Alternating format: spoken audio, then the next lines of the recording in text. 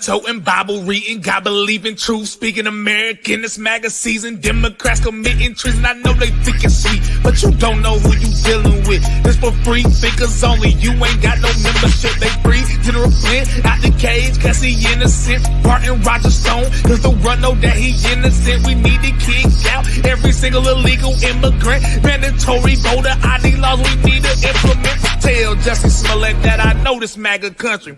Tell China we know they. Hello, everybody. Welcome to the live show. I have King Tony backstage. I'm going to bring her up in a second, and we are going to dive into alien stuff. I'm a little nervous, but we're gonna get into it. Oh, just to let everybody know, that little intro, the whole like alien intro that we just saw, Vern did that for me for this show. He was like inspired by the theme, and I didn't ask him to do that, or I didn't even know that that was gonna be here. He just said, when you do your show, check the brand section, because I did a video for you, and I was like, okay, great, I'm gonna watch it the day of. So I just saw that with you guys. I loved it. Amazing. Okay, so really quickly, I'm going to say hello to everybody in the chat, and then I'm going to bring King Tony. So let's say hello to John Marciano, Colty, Vern. Thank you so much for that, Vern. I loved it. Rebecca or Becky. Okay, let me see who else is here. Dinah Lost Again. Welcome.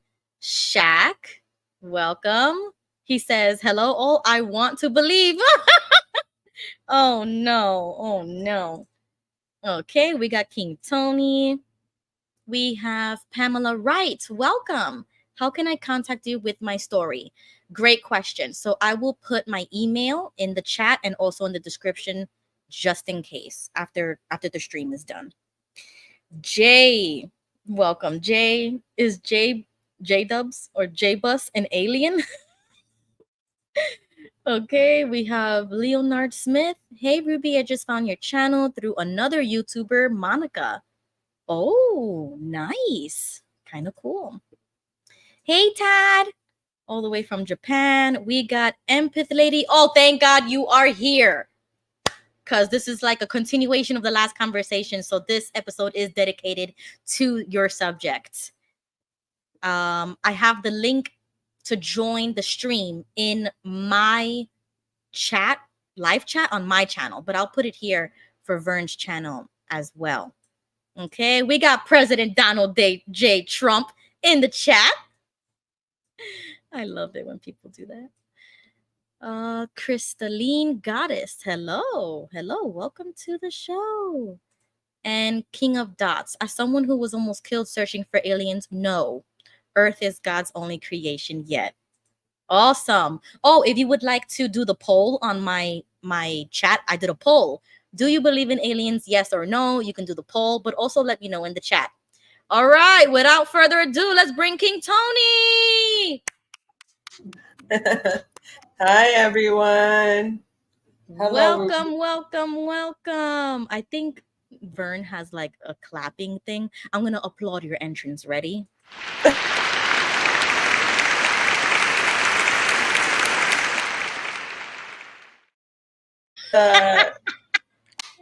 No, that intro was official. Really good. Had me intrigued. Right? I was going to say for a second, I thought it was you who did that. I was like, oh, Ruby's getting good with this stuff. No, that's why I love collabing. And I see Lily backstage. I'm going to bring you up in just a second. Stay with us. That's why I like collaborating with other YouTubers, because we all have different gifts and we can come together and share it with each other. Yeah. I told Vern, listen, whatever it is, I'll give you money if I have to. Let's keep this. We have a good thing going. Let's keep it going. Okay, and welcome to the show, Lily. Hello. I'm so glad. Can you hear me? Join. How are you? Good. I brought another YouTuber to the channel, and whenever she can, she'll, I guess, connect. She has a channel. It used to be called I Am Monica, and I found her like 8 or 9 years ago. She was talking about her JW experience, and I was crying my eyes out listening to her. And so she has been through a lot of experience. And as far as being out of the religion, she started her own channel. Over the years, she's done a tremendous amount of videos. She has an audience, and we just told her audience, she gave them like 10 minutes notice, and that's it. And so some of her audience will come over, and her emblem says Crystalline Goddess, but she is I Am Monica, or Monica. And so whenever she's able to join, I guess she will. But she's definitely the lady in the know about religions and things like that, because she tried just about every religion there was after JW. Okay.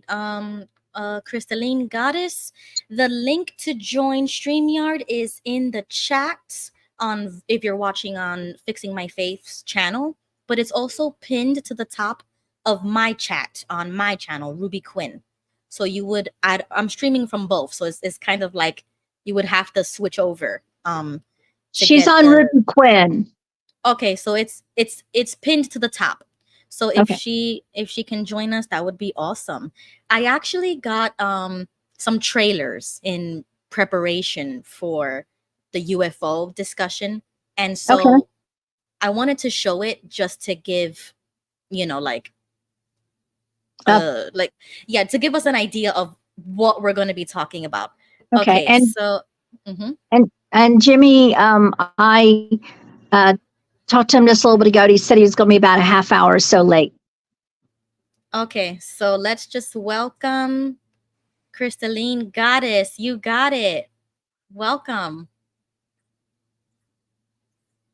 Hey. Make sure you're okay. We can hear you. Hey guys. Okay, so okay, awesome. So we have everybody here, and I want to just present these trailers just to give everybody an idea of what we're going to be talking about, because my first introduction to this whole like disclosure project or just aliens in general has just been really like surface level, like Men in Black type of movies, like something funny and just easy.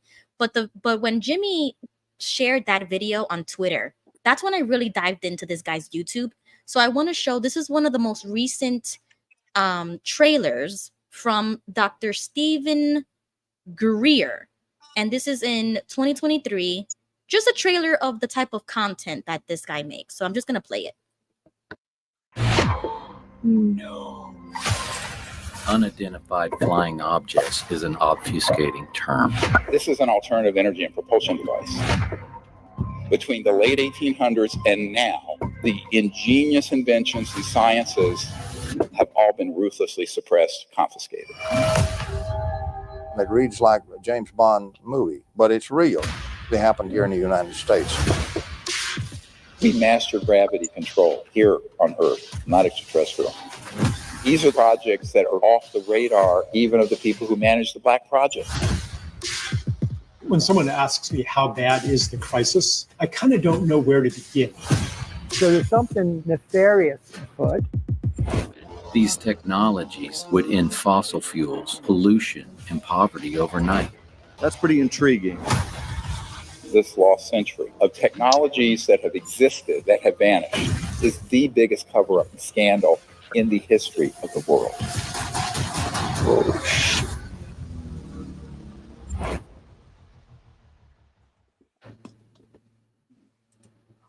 Okay, so that was just one trailer that I wanted to show you. Also, King Tony, I forgot to send you the actual documentary that he's making.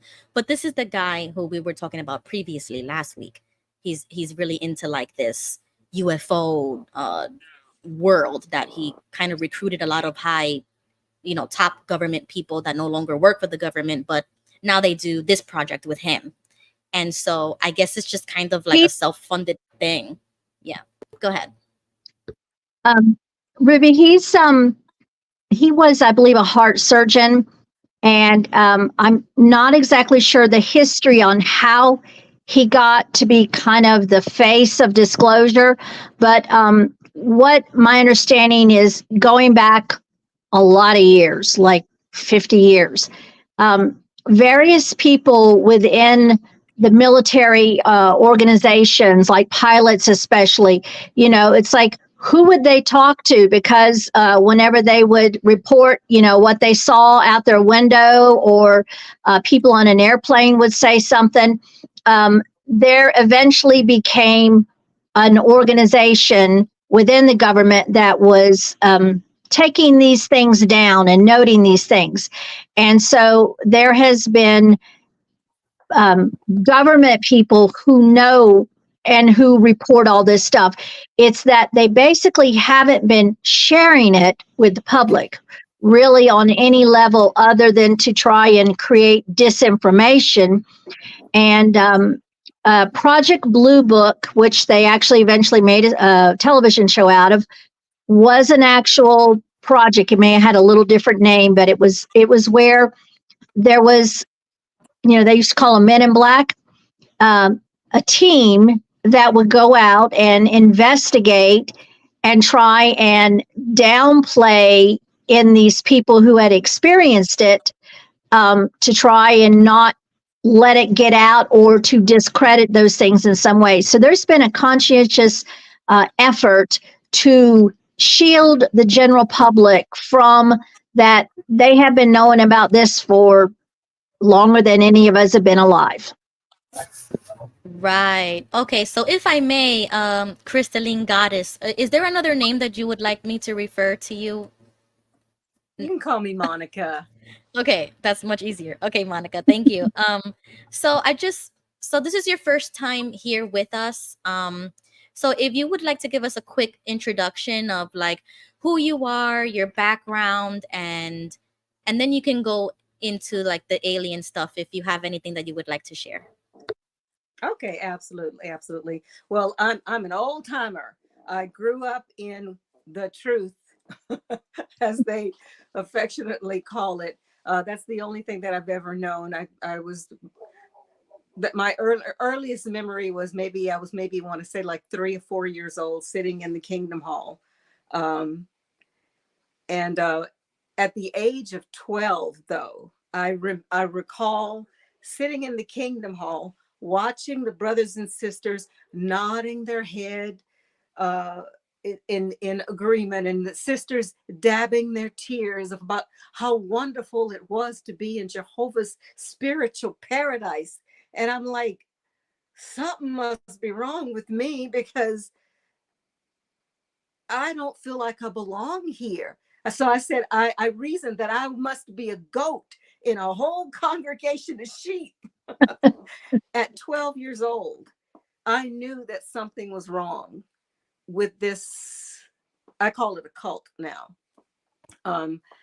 However, I stayed in this religion for years and years and years throughout my adult life, on the fence, knowing inherently that something was wrong, but so afraid of being cut off from my family, because once you turn your back on the organization, then they have to treat you like you're spiritually dead. So I would say, so I continued being on the fence, staying, knowing that it was, that I didn't believe it, but at the same time still had that little sliver in the back of my mind, what if, I'm wrong. And those of us that are ex-Jehovah's Witness, you kind of know what I'm talking about. You know that it's wrong, but at the same time you're thinking, well, what if I'm wrong? So you have that kind of that thought. But anyway, that went on and on and on for years. But my father was dying in the hospital, and he was devout Jehovah's Witness. They would see Brother Singleton coming, and everybody would run because he had a track in his pocket, he had a track and a watchtower, and he awake somewhere, and they say, "Oh, here he comes! Take it, run the other way."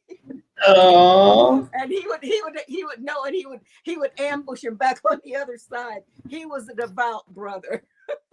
But anyway, on his deathbed, he says, Monica, please don't let me wake up in the new system and you're not there.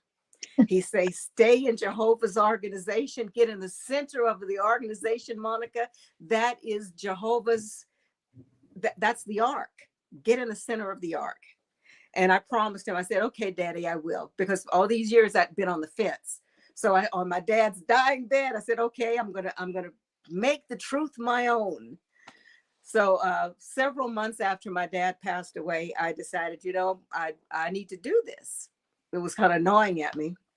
So I started going back to the meetings again and joined the ministry school again and going out in field service again and knocking on doors. But then I felt like a hypocrite because there's things that I didn't fully understand, like the whole 1914, the presence of Christ, invisible presence of Christ, 607 BCE nonsense that I realize it is now, but I never understood that. And that question kept coming up and I could not explain it. So make a long story short, I kept going back and forth with the elders, trying to figure this thing out.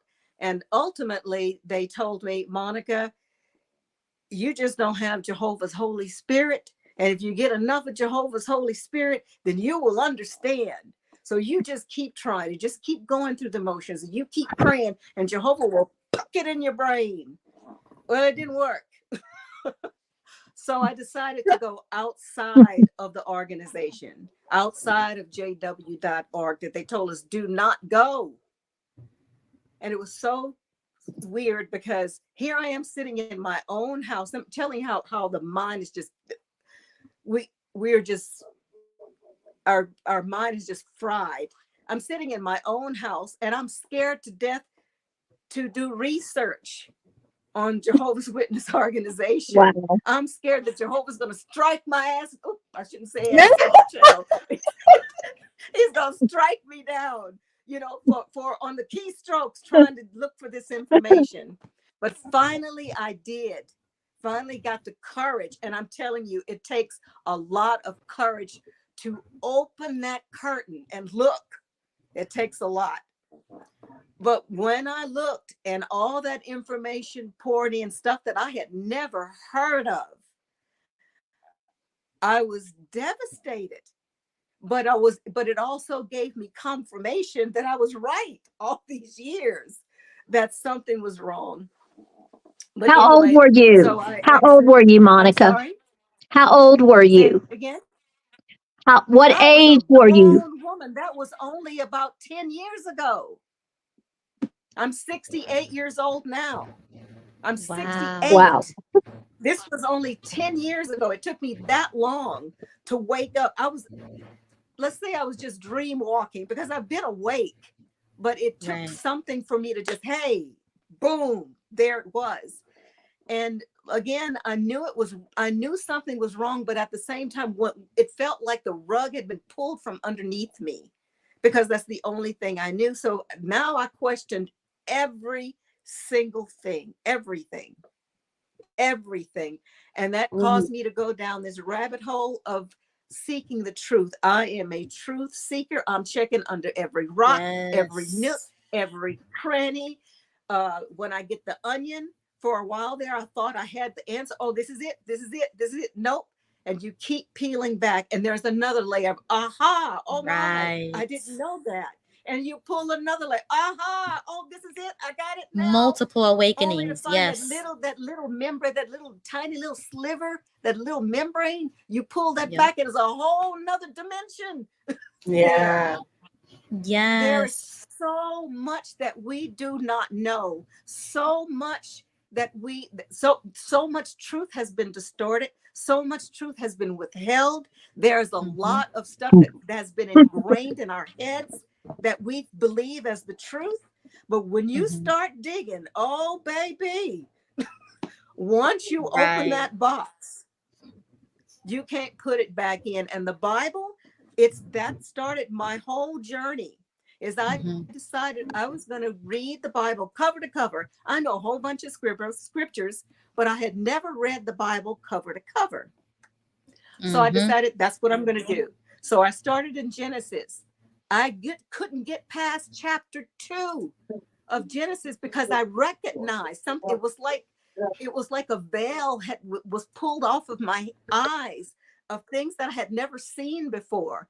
But I could see definitely between chapter 1 and chapter 2, there were 2 creation stories. 2 creation stories.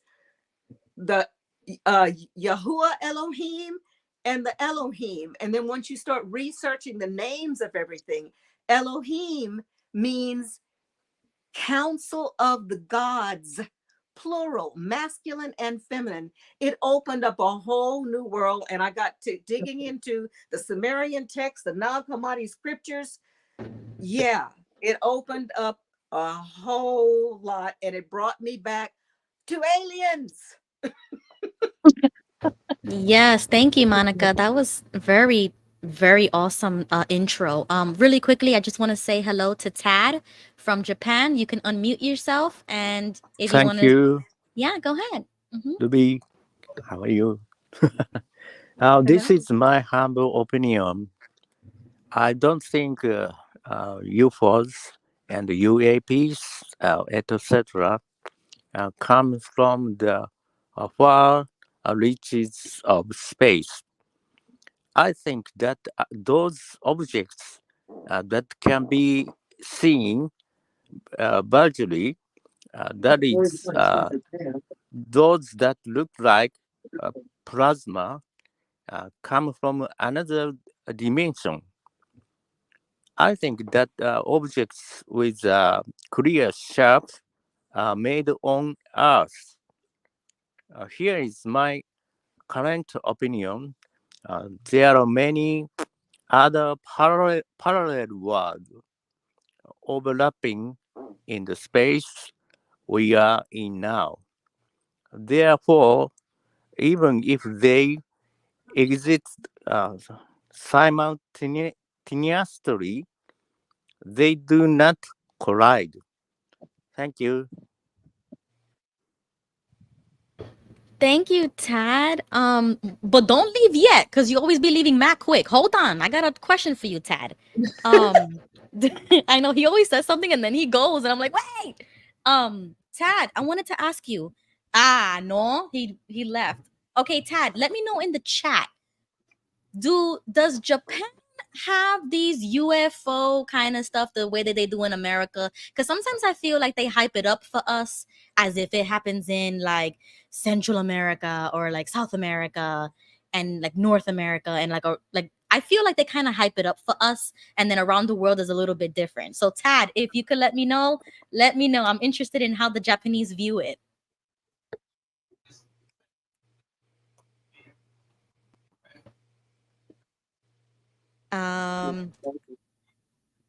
Okay, I'm just catching up on some comments.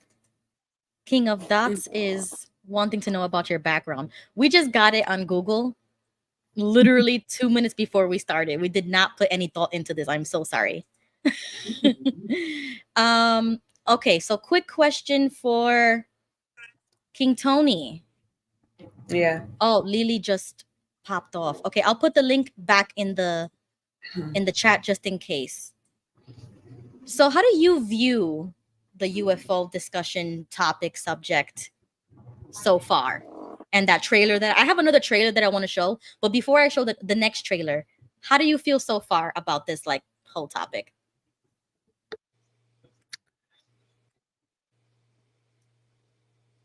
I'm not opposed to the idea that there's possible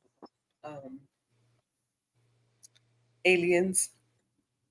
I personally have not seen.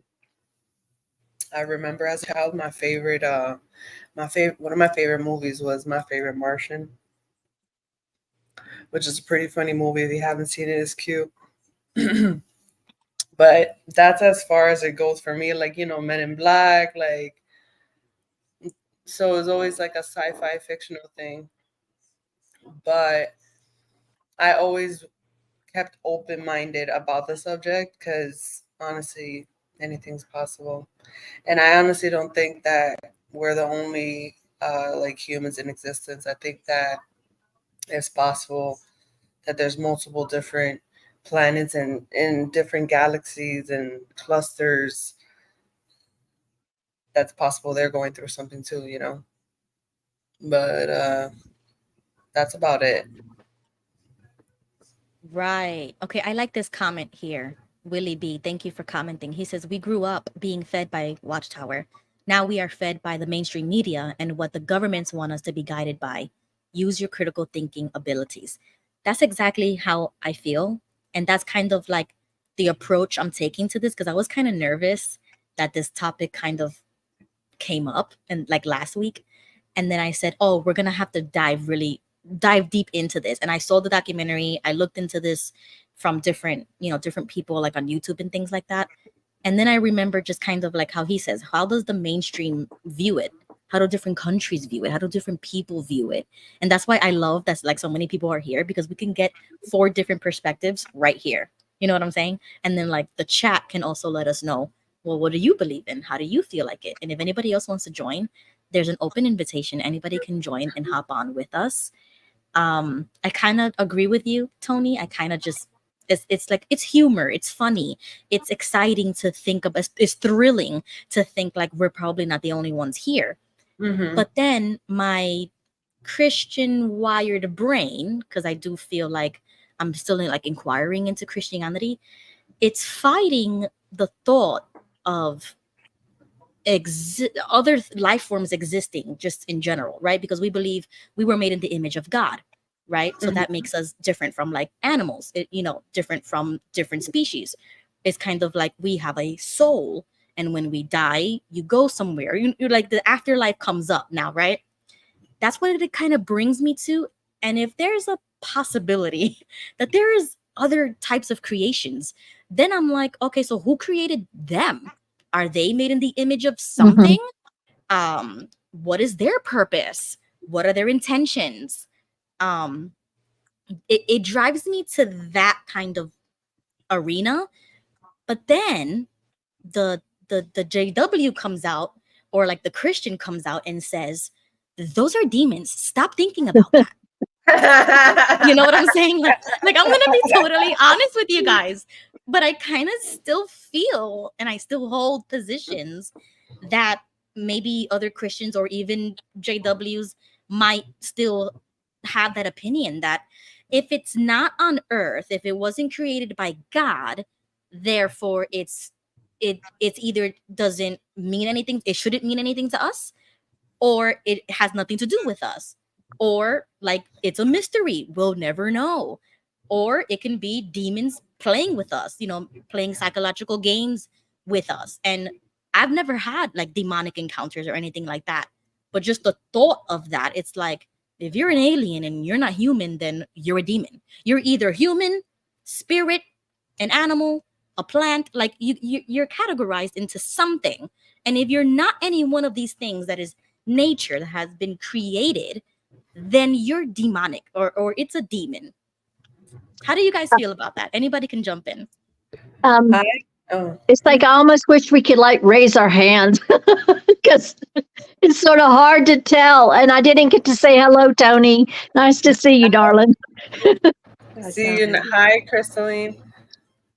Hey. And it's Monica. Lily. Monica. Lily. Yeah, you can jump in whenever you want. Go ahead. So I love what you said, because it's also true. It's like, and being out for as many years as I have, and exploring some while I was in the religion, and now 20 or 30 years later, being officially out, I can honestly say the more you learn, the less you know. It's like, and so much about our world is mixed up with this, the cabal stuff. And I think people know what I mean when I say cabal, and that basically the disinformation channel trying to keep us thinking a certain way. And so if, they knew they needed to cloud our judgments. They knew they needed to enter in doubt and question, and so here's a couple of thoughts that I have heard. It's not necessarily what I believe, but this is just a couple of thoughts. There are those that say all demons are aliens or ET or some sort of entity, okay, another presence. And there are those that say all ET other presences are demons. So there's both ways that it is said. And whenever we study different things, like we look at other history and all, and that's why I pointed out last week about the religious art, because if religious art, and I'm sure it's earlier, Egyptian and all, but I mean the kind of Christian paintings, the ones that are these beautiful paintings in chapels and museums, and that's usually the 13th century. When you start looking at those paintings and somebody points out to you, they were full of spaceships. I'm like, where in the world? I was so shocked when I first saw that. And it's like, and then I started noticing it more. And I watched some documentary or book or something where it pointed all this out. And I realized I had to expand my mind. I had to really kind of start thinking a little further out and say, how did that get there? Right. It kind of breaks your paradigm of thinking. And that is one of the things that I think helps us now that we're out, is we can start thinking in ways we could never think before. And that is a blessing to be able to do that. Right. Okay. Thank you, Lily. Just want to give a quick hello to Culty Talk. Finally got a face reveal for you, because I see you everywhere, but I've never seen you. Yeah, I've only called in like a couple of times, but this topic just really, I love this topic because I go through the same thing exactly like you said, Ruby. Like, is it demons? Is it, I kind of don't believe that one anymore, but I'm kind of on the thing of it could be a psyop, like, because they've been talking to us about it for so long. Yes. And Yep. yeah, but the other side is that, they always tell us what they're planning by media. So I don't know. Love the topic though. What you said about psyops, there's even, more on what you just said. I mean, other than just the regular psyop of not really showing us the evidence that credible people have seen, credible people have experienced. It's like, if I had never seen any information from like sources that they make it very official, then I would have thought, it's all in our heads, or it's, just movies or whatever. But there is endless amounts of documentation of something. And then more started coming out. People started realizing a lot of the stuff being seen is our own people. It's our own reverse engineering from the technology they got years ago from others that were here. And then the question is, were they always here? And are they here and we just don't know it, or we just don't see them? Right. Okay. You know what? I'm gonna play the next trailer that I have. Perfect. Because Steven goes into this. So let's see what he has here. If the crash retrievals are true, then all bets are off.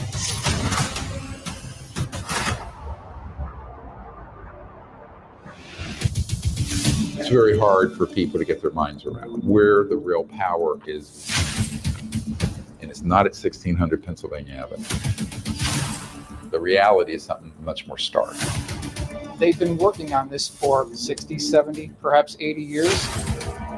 The reason why the government is talking about these UFOs now, they're getting ready for the next level of war. Are these objects a national security concern? They're proffering a narrative of a national security threat that doesn't exist. I call them alien reproduction vehicles. They're made by private corporations somewhere on this planet. Technology from Roswell from 1947 has largely been held back from us. Portal technology, teleportation, whatever you can imagine, it's already been done. The biggest secrets are not the zero-point energy and electrogravitics. It's the science of consciousness. All their communication systems are moving through the consciousness field and are thought actuated. The people at the CIA call it WSFM, weird science and frickin' magic. The transdimensional interstellar technology will benefit humanity. There has been tremendous disinformation. The media is keeping secrets with the government. These are lethal, vicious people. And I'm focused on exposing the extraordinary technologies that they want to keep secret. No aspect of life on Earth will be unaffected by it.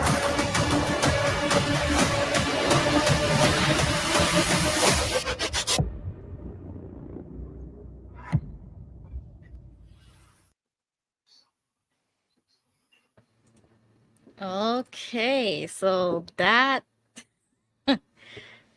pretty heavy. Let's go around the panel and give an opinion if you have one. We'll take Monica first and we'll go down the line. Go ahead, Monica. How do you feel about that? Well, I think the aliens have been here for a very, very long time. I think they're here now. I don't think they've ever left. I think that we have them walking amongst us now as sort of like hybrids.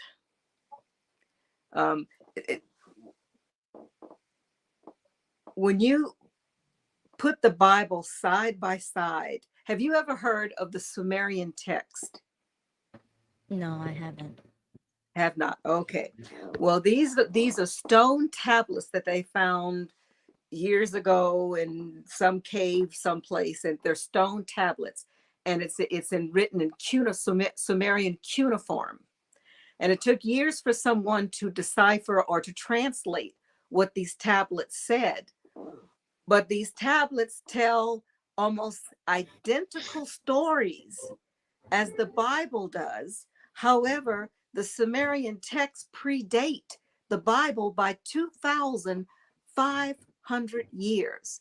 It speaks about the creation story. It speaks about making people. It speaks about the flood.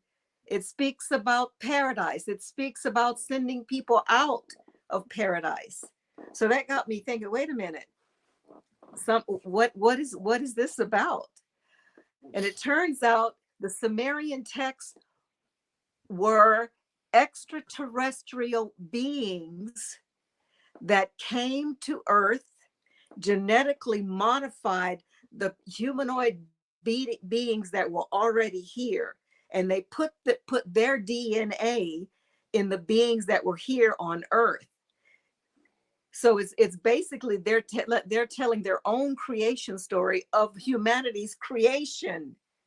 But the Bible tells a similar story. It says in the beginning, Elohim created man in his image, in his image, or God created man in his image. But in the Sefer, and I've got all the books too, the Sefer says that Elohim created man in his image. And when you research the word Elohim, Elohim means council of the gods, masculine and feminine. And it said, let us create man in our image. So when you have these different creatures, like these bird people and horse people and different beings, we don't know what these Elohim look like. They weren't God. They were God-like, but they were not gods. And I think what happened, after making a long story short, I think what happened is these beings, and it's in every culture all over the world, etched in stone. Our forefathers were trying to tell us what they saw. And they have etched in stones helicopters, submarines, Yeah. beings in with breathing apparatuses that look like they're in spaceships. What's all that about?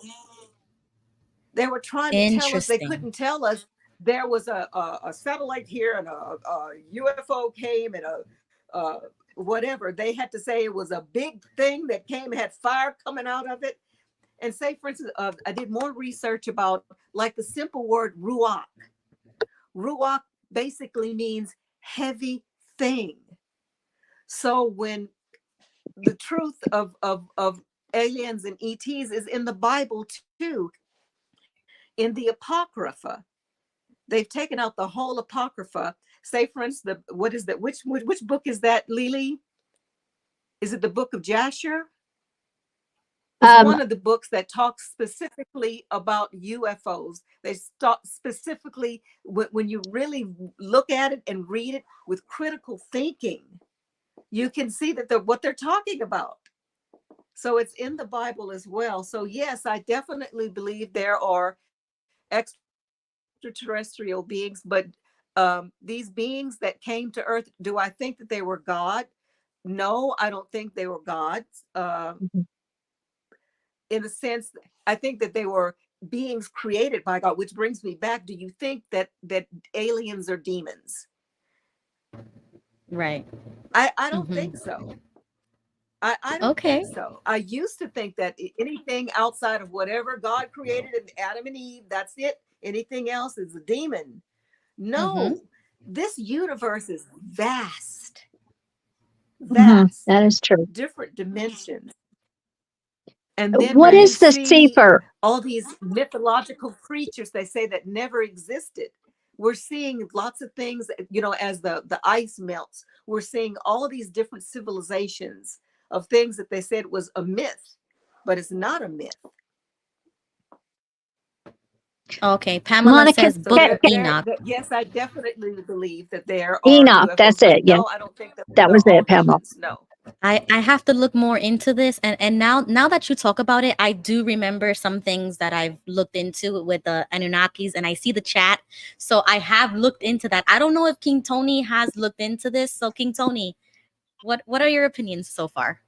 I have no idea what the Anunnaki is. Okay, I'm gonna have to bring you up to speed on another day, but basically, have you seen that movie with Gerard Butler, Gods and Kings? I think that's the title of it. So that movie kind of explains like the Anunnakis, and it was like a lot of Egyptianology and Egyptian gods and things like that they were like 9 feet tall, 10 feet tall, and they were like bigger and stronger than humans and stuff like that. And it's kind of like they lived amongst the gods, and then they had powers and they could transform, and they had different heads and that kind of stuff. I think the movie is with Gerard Butler, because I saw that and it literally changed my worldview a little bit. Is it called Exodus, Gods and Kings? No, that's somebody else. Awesome. There are a lot of movies and things. Go ahead, Monica. Yeah, there's a couple of channels. If Billy Carson is amazing. He does a video about who is Jehovah, because in the Sumerian text, there's these two brothers, Lord Enki and Lord Enlil. They're half brothers, and when you trace the lineage down to the Bible, Psalms 83:18, the scripture that we know all so well, the Most High over all the earth is Jehovah. Guess who that goes back down to? The Sumerian line is Lord Enlil, the Most High over all the earth. 2,500 years before the Bible, the same scenario. As Scooby-Doo would say, wait, something's up here. Okay, really quickly, I'm gonna play the trailer so that you know what I'm talking about. Just real quick.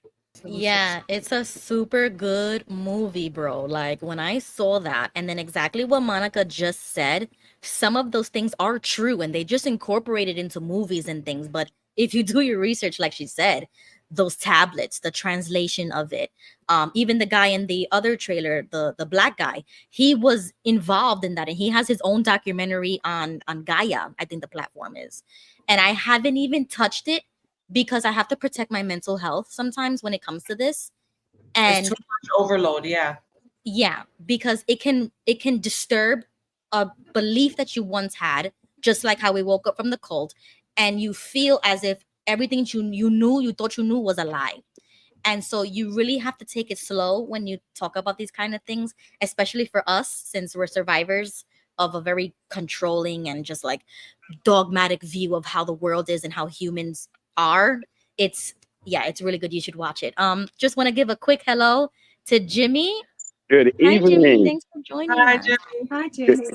I feel a little overwhelmed here. I mean, I'm in this room full of lovely ladies. And I'm the only guy here, so I'm honored this evening. Thank you for having me.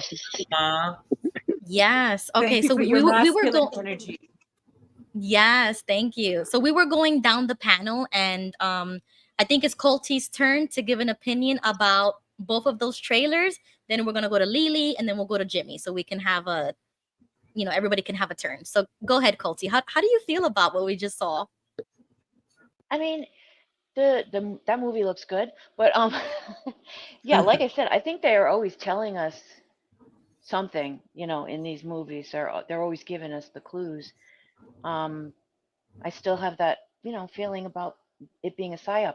Interestingly, Alora Mermaid, I wish she was here because she has an interesting theory. She's a Bible believer, and she feels like I think it's the Watchers or the Nephilim or one of those, some that they created like they messed with the DNA or something. I wish she was here because she could explain it better. But so that's another theory. And I've also heard that the aliens are actually in the earth. Like some people say they live under the earth. Those Like are World, basically it my was thoughts. War of the Worlds with Tom Cruise. They came from out of the earth. Yeah, right. Yeah. So Like the abyss. Like the possible, abyss. anything's possible, I guess. And Like the the only abyss, last thought I Ruby. had was that I think Billy Carson is a little. I have a concern about him. He was recently debunked by somebody online, and I'm gonna pull up that video and I'll send it to you, Ruby. I mean, Okay. I don't know for sure. I don't know, but yeah, that's it. That's it, pretty much. That's why I said before, everybody has so many different theories about this. Yeah. And it dives into like the Titans and like Thor and Greek mythology and the Egyptians. And so I'm trying to have an open mind and Yeah, me too. educate myself through movies and not feel so bad about that, because it's fun to watch a movie, right? Okay, Lily, it's your turn. So Culty Talk, take everything we hear with a grain of salt. And so that way, you're at least hearing, but always know, like you said, you're not quite sure. And I think that there's a little bit of just controversy with anyone that we may listen to. There's always going to be pieces that we don't agree with them. And I think that's because no one has 100% the complete answer. And we're really missing a lot of the pieces. And so it's like, I feel like I've become this major researcher over the years, trying to take the different pieces and get a whole puzzle at least on the board so I could figure it out.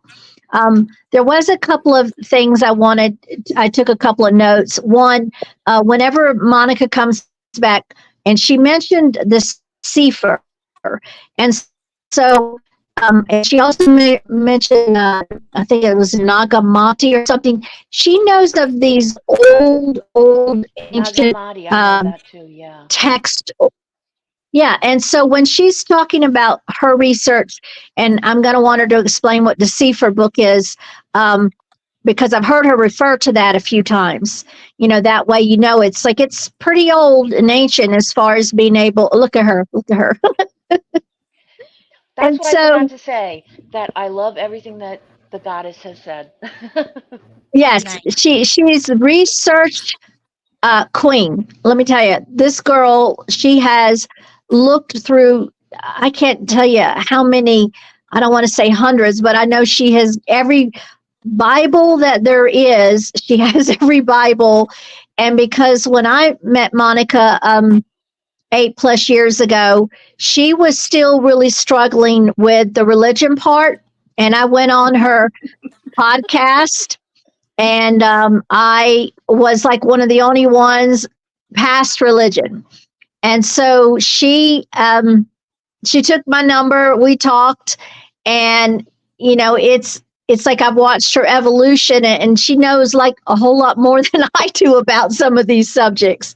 So she's definitely a person who's going to not just invent it out of air. She's going to do her best to find the pieces that are there. And so a couple of other things is whenever we think about our JW days, and one of the things that they did leave that I always didn't understand, and this is going back, I'm sure older than some of you, there used to be some books that they had that they did away with. And some of these books had illustrations in there. I remember being myself like 10 and under, and they were pretty out there. And like, if I could kind of help you to understand, you know how like in Ezekiel, they talk about the chariots and the wheels and all of that kind of stuff. Well, there used to be more illustrations in some of these old books that I can see Monica. She's like, she's knowing what I'm talking about. And so, and in terms of like Egyptian stuff, you know, that's an old history for us, you know, that we often refer to that. But there's a wonderful show called Ancient Aliens, and I think it started in the early 2000s, maybe mid 2000s, somewhere around there. And so I used to watch that show, and in the very first episode of episode 1, and I would recommend that anybody watch season 1, episode 1. They talk about artifacts that they have found, and they show these artifacts. They're in museums, and some of these artifacts are of flying machines that look like the space shuttle, things like that. And they also, I've seen in various places with the Mayan culture on some of their tablature and their, you know, carvings and stuff. There will be a guy sitting in a spaceship, and it's like you can see how it's easy to go to that place that says, well, what are all these things and all these ancient carvings? Where the heck did these things come from? So, and as far as movies is concerned, where you said about movies, not off the top of my head, but I could come up with probably a list of movies that I think that they show us an awful lot in, such as Stargate and Star Wars. But there's one, and this would be kind of like down Jimmy's Avenue a little bit. Jupiter Rising, I think is what it was called. Did you see that one? I haven't seen that yet. Jupiter's Rising. It's one that touches on the adrenochrome part. Where? Yes. Okay. Yeah. When Jeff gets home, I'm gonna get him. Hey Jeff, is that Jupiter Rising that touches on the adrenochrome stuff? Oh, Jupiter Ascending, he says. Ooh, Jupiter Ascending. Okay, I'm gonna have to. And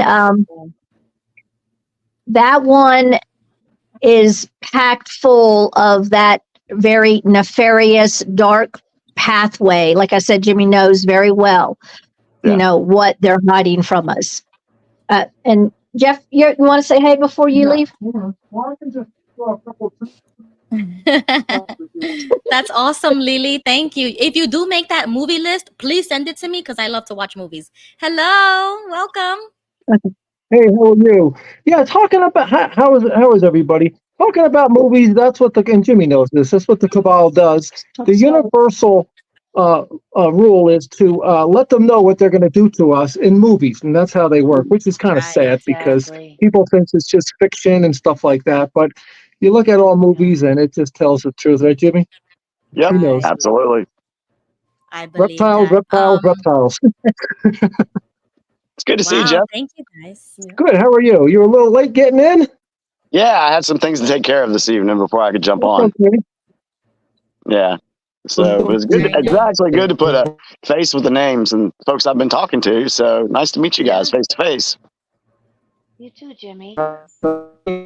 And when you speak about Jeff, when you speak about the cabal, I know this is getting a little deep, Ruby here, but these beings, they something with the Galactic Council, they are mandated. They have to tell us the truth. They have to show us the truth.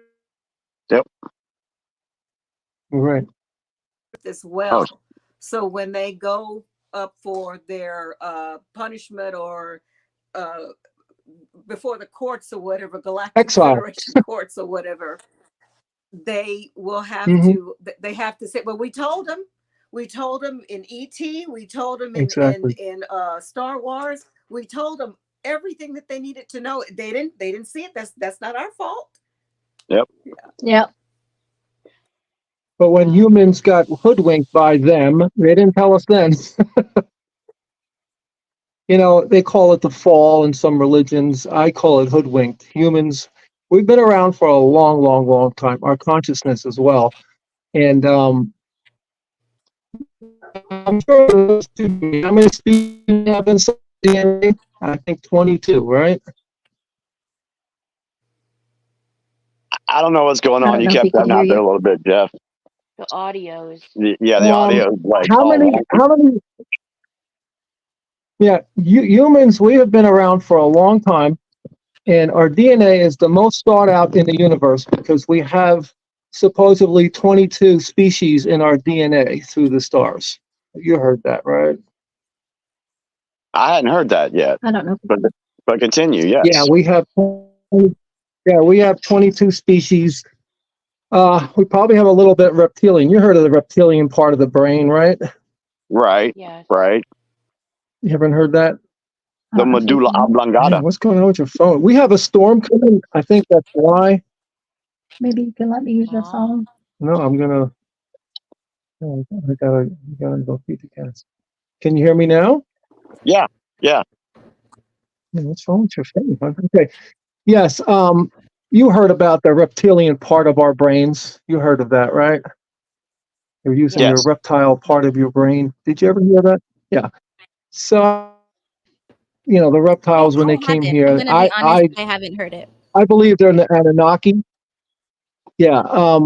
There's a saying that you're using your reptile part of your brain. It was on Ancient Aliens. I don't know if it's true or not.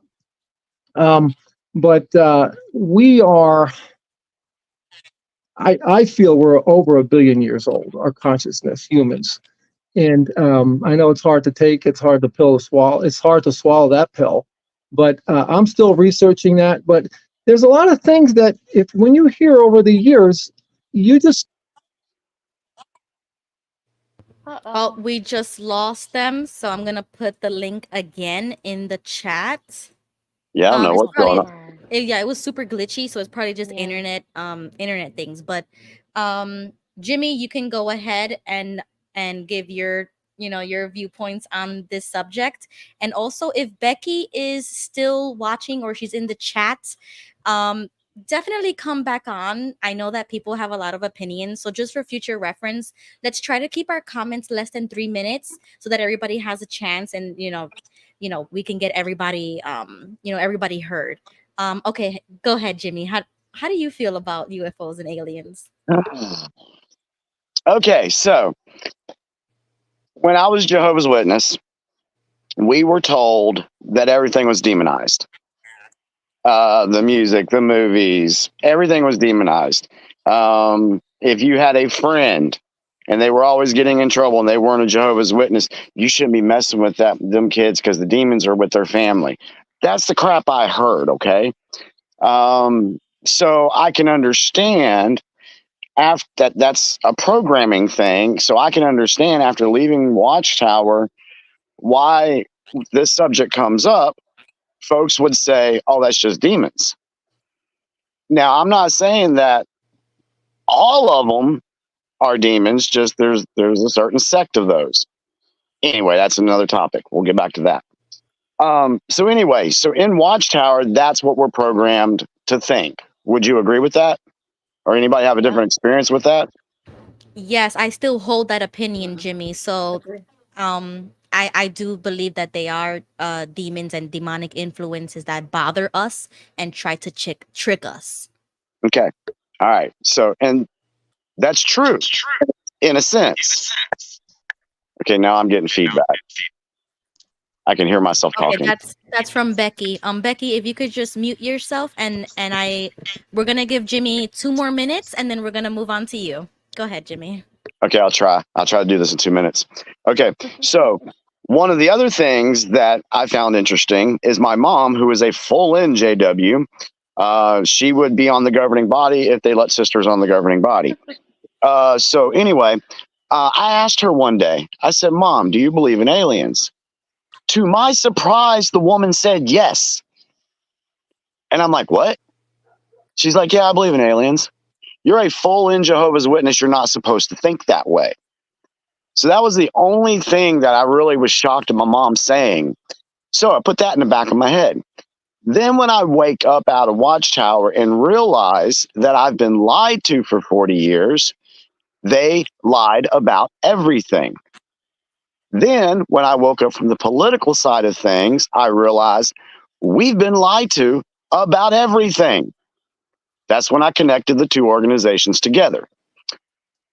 So knowing that we've been lied to about everything, why wouldn't this subject be any different? So they've lied about everything, but they're going to tell the truth about aliens. Right. All right. So that got me thinking outside the box to start looking into these things and seeing what I find. And I know my minute's probably up, so I agree with Monica about the Anunnaki stuff. I've looked into that. The Book of Enoch is very interesting to read. There's a reason why that's been left out of the Bible. Oh, that was the other thing I had to come to terms with too, is when it comes to religion, what I found and what I believe at this moment in my life, that I have no use for any man-made religion. Because I think they were all created to exert control and divide us all. So when I put that piece over here and said, okay, they lied about everything. Religions are, I can't believe what they've told me.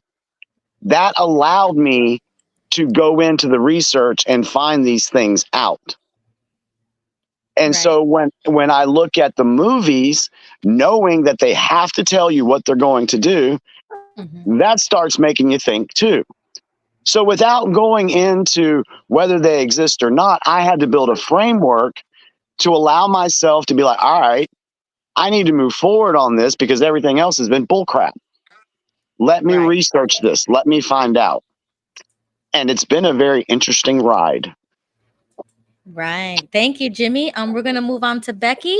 You can unmute yourself and just give us your thoughts. You got 3 minutes. Hi, Jimmy. I agree with you. It is extremely brain stretching, but I've always felt and I've kind of known that the Heavenly Father, our Lord Jesus Christ, all of the heavenly creatures are all extraterrestrials because they're not from the earth. And the people that wrote things like about the chariot and everything, they were just describing it the best they could at that time. Yeah. And that's why I commented in the chats about the flying DeLorean. I'm sorry, but if somebody says a flying chariot that's flaming, that's the only words they had to describe it at that time. But I know that all of the spirit creatures, even stuff that all of us have had experience, or some of us haven't, it's not of the earth. So God, Jesus, the Holy Spirit, all of the heavenly creatures, all of the angels, they're extraterrestrials. They're not of the earth. They're not of terra firma.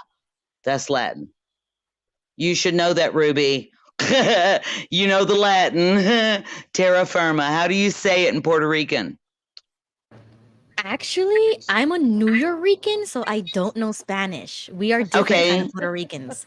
Okay, how do you say it in Brooklyn? Ask King Tony, because I'm from Manhattan and the Bronx. She's from Brooklyn. How do you say it in the Bronx and Manhattan? Holy crap. Holy crap. How do you say it? How do you say it in Texas? You say holy crap. Yeah. Okay, my 3 minutes is done. I love y'all. Okay, thank you, Becky. King Tony, you got 3 minutes. If you would like to share any thoughts. I see it as like, being that I just came out of a poll and like living a life that was so controlled, it's hard for me to just jump straight into another religion. I have come to terms with the fact that I don't need religion to be able to have any type of relationship with God, but I have built that relationship with God to be able to feel that way. I don't judge others that need that or still, have a search. In regards to ET, I don't know if it made me spiritually weak, but like as a witness, I've always, Ruby, my dad, our family, like I've always had, like, I don't think your mom would agree, but like my dad allowed that conversation, and he allowed us to have that type of imagination being a witness. So we would have conversations all the time like that. Like, imagine there's other planets and other human races, or even just like, we don't know what they are, but they're there and we don't know about it. It's possible. Like, I really don't believe we're the only one and only living thing, Right. So I try to stay open-minded. Tony, you're right. They're there. You're right. They are there. Stay open-minded. If I see one day, I'm gonna be like, hey, I'm from Brooklyn. Oh hell no, I ain't talking to them. I don't even talk to humans. Why would I talk to aliens? Are you crazy? No, you gotta. But in their eyes, we're aliens too. So it's the same on both sides. They don't know. At the end of the day, like, it's new to us all. Right. We don't know their history. Right. We don't know what they went through or what they've gone through. I don't know. I'm just curious. I was thinking I should call my mom and ask her right now if she believes in aliens. Do you think she'll say yes or no? No. Oh my God, Ruby! What if I call my mom? People be like, blasphemy. Oh my God! She don't talk to me, but if I call, she'll probably pick up. She's one of the people. Ruby, like, don't do it. Do it live. Do it live. Yeah, let's do it. Okay, heaven help us. Honestly. Oh my God. Heaven help your mother. I did apologize to her, and I said I'm sorry for saying a bad word the last time we spoke. So. Oh my gosh. Let me just see if she picks up real How quick. about I don't want to talk to you? Isn't that a bad word? Hang on. Hey, Mom. How you doing? Yes. I just wanted to ask you a question, and it might sound weird, but just give me your honest opinion, okay? You sound wired up. Can you hear me? Yeah, but you sound wired up. Oh, no, I have you on speaker, but I wanted to ask you a question really quick. Are you ready for the question? do you believe in aliens, or maybe like other planets have like life forms, or like if we're not the only ones that exist in the universe? No. So you just believe that like we just exist and nothing else exists?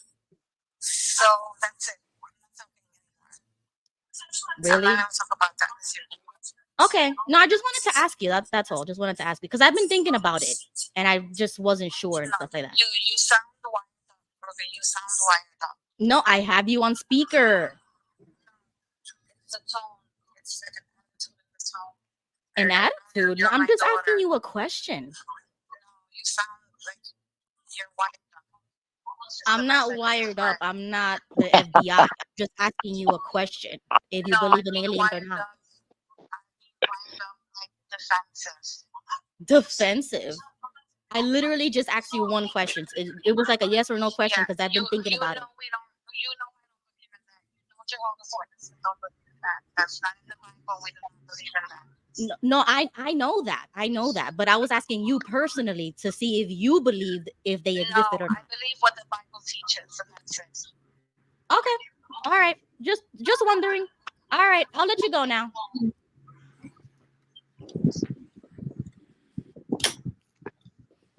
Damn, didn't even say bye. Like, oh my gosh, Tony stays. Oh my gosh. Tony stays. Oh my gosh. No, wait a minute. Ruby. Wait a minute, Tony. Tony's jaw was on the bottom of the screen the whole time. She was like, oh my God, she really did it. I'm like, I'd be so proud of you as a sister or cousin girlfriend. Girl, I was shocked she picked up. I was like, no, that's how she is. She's like, if it's not an emergency, she'll hang up. She didn't even say bye. She just hung up. Wow. That's terrible. Yep. But she did sound like my mother too. I believe this is the pat answer. I believe what the Bible teaches. And we have to listen to Jehovah. Right. And exactly. she's like, you know what we believe. What the governing body. Let me tell you something, Ruby. I've got to tell you something. I've got a friend. Well, she was my friend when I was a very young girl. And another friend that was in my wedding called me and said, hey, this other girl, my old friend, just got reinstated. And I'm like, oh God, heaven help me. And anyway, like, I don't know, 3 weeks later, me and another friend of ours got love bombed and sent this text about Matthew 24:14 or something like that. And she goes, you need to make a choice. If you don't make a choice right now, you're going to die in the tribulation. And I said, I have made a choice. I worship the Heavenly Father, serve our Lord and King Christ Jesus, and I recognize the Holy Spirit in my life. And she goes, well, you didn't say Jehovah, so I won't talk to you anymore. And you know what? The only one that I did not mention was the governing body. That was her Jehovah. You hear me, Ruby? And this was like 6 months ago. And my other friend said she did the same thing to her. At the same time, they're texting all of their old friends all at the same time, love bombing them with the same Matthew 24:14. May I make a point? I gotta let you know. Go ahead, Jimmy. One thing that I noticed on here when you're talking to your mom, it sounded just like my mom. And I can guarantee you that probably everybody on this panel or everybody in the chat or whoever's watching this video will say, yeah, that sounded like my mom too. Right. I think we could probably agree that there would be a lot of people that would say that, right? So why is that? What is that?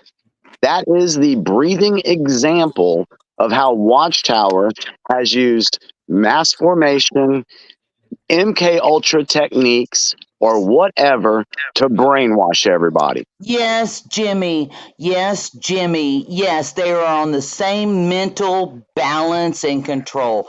They have balanced their brain to not even look or accept any single thing that goes against what they have been taught. They are shut down, and that is all. That's And it. exactly. And so now look at it on a bigger level. When you look at the politics and the history and religions, knowing that Watchtower is part of that, that will tell you right there they're doing it to everybody. Yes. King Tony, would you like to say something? I saw you unmuted your mic, but what were you gonna say? I was gonna say, if you, I don't know, from what the last thing I remember, they're literally preparing for tribulation. The last thing I can remember from like our meetings, they literally have hypothetical scenarios and like videos preparing you for when this happens, and you have to have your meetings or your Bible studies in the basement of a home, or like in some cramped up space where you have to Tony. Yeah, Tony, this tribulation that they have going on the first part of Revelation, honey, I need to reassure you, that's about the destruction of Jerusalem. That's why it says right after that, he with a mind's eye will know this has been done. This is what's next. This is what's way in the future. And if somebody just uses their mind's eye and not read it, because Ruby, I know you're a speed reader, so am I. The thing that helped me the most was listening to the gospel in audio, where I could not rush ahead in my eyes and say, I know this, I know this, I know this, and just keep going. But when I heard it read to me, I was like, oh my gosh. Right. What?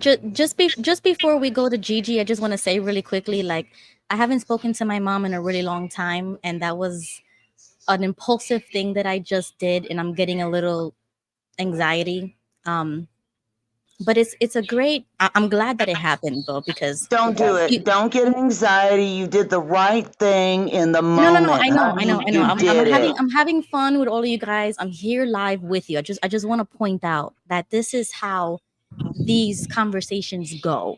It's always somebody else is tapped in, or you're wired up, or you sound defensive or have an attitude. It's triggering. And you can, it's triggering, because you can never just have a regular conversation with somebody so fanatical in any type of belief. And it kind of makes you feel like you're the wrong one for even bringing that up. Like, you know how we feel about that. And it's never a personal thing. Like, I know that. I've been raised in it, but I'm asking you. Yeah, you're put in a group. You are put in a group automatically, Ruby, in their minds. You're put in a group. And you're spiritually weak, and you shouldn't even be asking me that. You should already know. Always making you feel lower than, and like you don't. Right. It's like she's just trying to have a simple conversation with her mother. And you can't even do that. Simple question. It's sad. You can't even speculate. You can't even say, "Oh, what if this? What if?" You can't even entertain the thought. Hey, Ruby. I have a lot of empathy for you. Yeah. Go ahead. Sorry, Jimmy. I want to just say this real quick. That is the exact same relationship I had with my mother. I never had a just mom. Right. It was always Watchtower stuff. It was always Jehovah. It was everything. Now, I know we kind of got on to the subject versus the aliens. But I just wanted to say this. There's going to come a time in your life, you don't know when it's going to be, but when this continues on, you're going to get to a point where you're like, remember that meme I just put up on Twitter the other night? Sometimes you have to tell people to F off. And I'm not saying that that's where most people are going to go, but that's where I'm at. Because my mom chose to stay brainwashed in Watchtower and not have unconditional love for her son.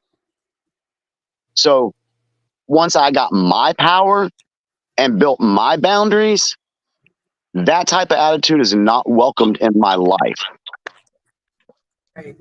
I don't know I when agree you'll. with you, I Jimmy. don't. I agree with you. I don't know when you'll get there, Ruby. It's going to be a process. It takes There, time. But but Tony, behind you, Tony, you have space. You respect your space, woman. You respect your space. Don't let anybody in your space, Tony. Ruby, don't let anybody in your space. Yeah, I It's know. yours. Own I it. have already accepted that. Like I don't care Yes. about it anymore. It's just the way they make you feel Awesome. sometimes. It's I It's got not you. it's not fair. But no, I it's don't not I fair. don't It's I not don't fair, care Ruby. about it. I don't care about it anymore. I don't say like I have a mom anymore. I don't care. But it's like I'm glad that somebody else saw it and heard it because nobody sees that. You know what I'm saying? We We all. love you, honey. We love you. We see it. Yeah. We see it. Our Yeah, minds I and wish I could hearts just and give you everything a see hug it. right now. It's I wish I could also, I hug you think, right the now fact because that you take the initiative to give them that second chance. Like, you know what? Maybe after all this time, they might have changed. And then you realize, bam. And that's what hurts because it's like, ooh, I gave it to them. I gave them that little piece of power again. Yeah, but Hold on, don't guys, hold don't on. wait for them to change. Don't wait for them to change. Live your life and progress and Yeah. just be surrounded in love. And oh my gosh. I mean, look at how much love y'all have received just even coming out here, Ruby, for like the last 6 months. I've been watching you and you know that. Hey, can I call her? And y'all Can have I call? so much love. Sometimes love isn't measured by how much you love others, but how much others love you. Can I? Can I call her Wait, Aunt Becky? hold on, Jimmy. Yes, of Colty wanted to say course. something. Go ahead, Colty. I just want to jump through the screen and give you a huge hug because you really touched my heart. And I know what you've been through. And I cannot even imagine because I don't have that kind of a situation myself. I am lucky that way. Although my family is brainwashed, my mother is brainwashed. She doesn't do that to me. And that breaks my heart for you. I love you, Ruby, and I admire you. You are such a strong person. And you shouldn't have to deal with that. You shouldn't have Ditto. to go through with that. Thank you, Colty. Ditto. Okay, Jimmy, go ahead, and then we'll go on to Gigi. Go ahead, All right. Jimmy. So first thing I just want to say, Colty, I've always seen you in the chat, but it's been awesome to listen to you talk. You have you have a good aura coming off of you, and it's a good vibe. So Yes, ma'am. I just Yeah. wanted to say that. Second thing is I'm going to call Becky Aunt Becky from now on because I don't know why, but she sounds like she'd be a great aunt. So she's Aw. Aunt Becky to me now. Okay. Yeah, there's 21 grandkids, so I'm Okay. Aunt Becky, great Aunt Becky, and I'm a great Aunt Becky now. Wow. How about that? Well, let me throw you for a loop. I'm a great grandfather. Okay, dude, you Okay. got me. You got me, man. I'm Jimmy. I'm gonna call you G Jimmy. GGJ. All right. And so I appreciate that, Beck. Now, as far as Ruby, you're going to feel it's going to be a process. And when you're feeling your feelings, feel them. Don't feel guilty about feelings. Let them take place. Address it, stay in the present, and deal with the feeling. Because once you deal with it, it does make you stronger for the next time. Yes. It will Okay, happen. Gigi. Thank you, Jimmy. I appreciate it. I love all of you guys. I love you guys in the comments. Thank you so much. Gigi, you can finally hello, Gigi. Let us know how you feel. Well, no, my feelings aren't important. Hey, Ruby, so you wanted to know if UFOs are real. That's what the title is. Or do you think aliens are real, right? Or, and I think everybody established, with the biblical account.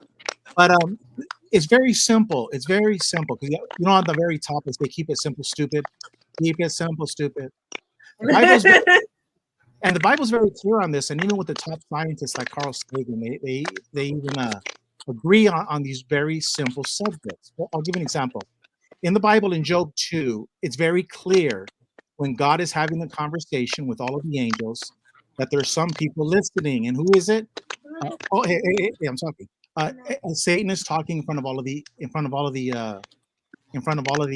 angels. And in that conversation, God sets the ground rules. So whoever's making that noise in the background, you got to mute yourself. But here's the point. So God allowed Satan to come to earth, but with ground rules. And then you read the Bible with Moses and also the Judges, where they say you're not supposed to be talking to the dead, like King Saul. Now, the reason why there's rules is because there's rules for people on Earth too. So when people on the third dimension on planet Earth, we invite people from the fourth, fifth, sixth, seventh, eighth dimension. That's why we have rules. God has given the nation of Israel rules and says, you do not do these things because you do not invite these people into your home. The same thing is vice versa.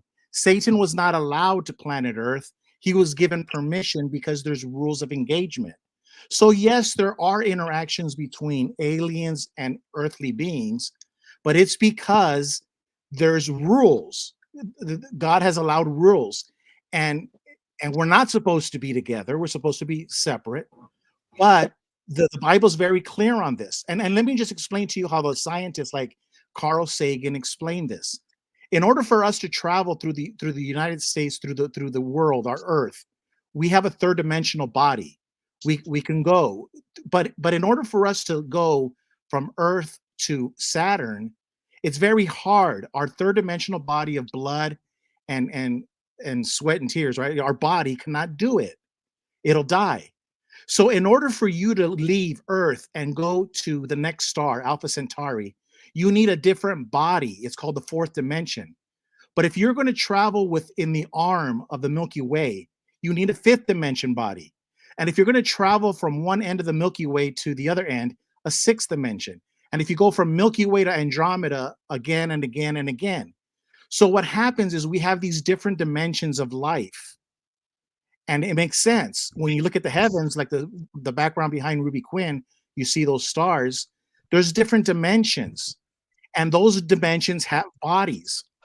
But Gigi, what if you're dreaming this, but it's not a dream, and you have all of this come to you?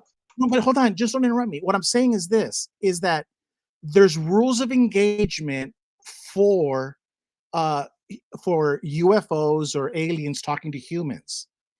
And if we allow them into our beings, they will come. But we can also tell them to leave, and they are under rules, just like we're under rules. You know how if you were to call the police, if I were to call the police on you and I say, get this woman out of my house, they will come and you would leave the house. The human being has that ability too. So that's why I'm saying there are extraterrestrials, there are all of these different dimensions, but there are also rules of engagement. And never forget that. And the Bible is filled with rules of engagement. Does that make any sense? Yes, it does. Thank you, Gigi. Let's welcome back Lily. Welcome back. I think we had like internet glitches. If Monica wants to come back, I put the link once again in the chat because it was like really glitching. We were hearing like clicking sounds. So I'm glad you're back. Would you like to share anything with us? Before I connected back to StreamYard, I looked at the comments. And so is it okay if I just make some quick comments on the comments in the section that? Okay.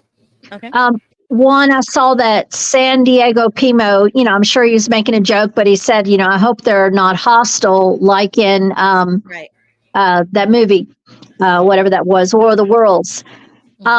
And bouncing off of what the fella just said, Gigi, you're right. There are rules that of the universe, and that is one reason why at this time we're not having necessarily good ET interactions, because you know, how they're allowing things to unfold or take place. But what some people are saying, you know, I don't have any facts on this, just that there's a lot of people saying that we're getting close to them coming. We're getting, like, they're saying like 27, 28, 29, somewhere around there, that there will be more interactions from, if you want to say, good ETs versus bad ETs.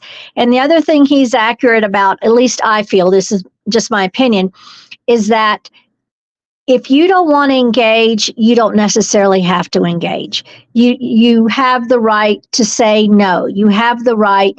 And whenever people, I think, interact with spirits or different things or ghosts or whatever, I think it's because they have, they're like an open channel. They're not necessarily choosing or trying to stop that interaction. I think that it is true that we can invite some things in that maybe we don't want to. So we do have to be self-responsible in that.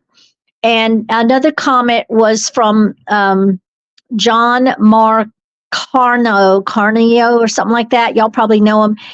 He put in a comment, he said, Eric von Daniken's Chariots of the Gods. Did anybody see that? That is a 1970s movie, and it was a book. When I was a little girl, I don't know how old I was, but maybe if I was a teenager, I'm not sure. Whatever year the book came out. My dad was reading that book. I went in the bedroom and he was reading that book. And I was asking him, what is that? And I had no idea. My mom walked in and flipped out. She was like, she flipped out. And I heard her when I left the bedroom telling him, don't you ever let the children see you reading that.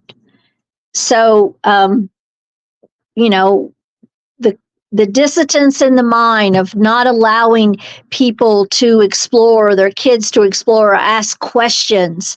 And what you experienced, Ruby, I know how that feels. I know whenever a parent won't talk to you. It was 5 years before my mom would even allow one phone conversation. And here's the good news. I don't know how old your mom is, but the older witnesses get, when they start hitting their late 60s and early 70s and 80s, something happens to these old witnesses who were told they will never grow old and die. They all of a sudden realize my life is probably going to end and I don't have any relationship with my kid, which would be you. Right, right. And whenever I got to a point of being, because my mom, at some point, she was in her 70s, and we started to be able to have small conversations about, like, what she did as a girl, what her history was. Like, old people kind of remember things. And so I was able to have those conversations, and I would sometimes be like crying when I get off the phone that I actually had a little bit of a conversation. So don't think that it won't ever happen, because you can't get much stricter than my mom, who's in her 90s. Yeah. And I tell her, Mom, I believe in, you know, and I'll tell her what I believe, and she'll tell me, and you know, and I'll say, I've gotten to the point where I'm not triggered.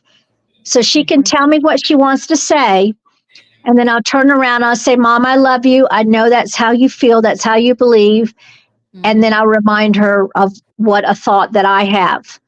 But it's like, this is a big experience that you just experienced. And yeah, you blew everybody's mind when you're a brave girl when you did that. Yeah, cause I don't care anymore.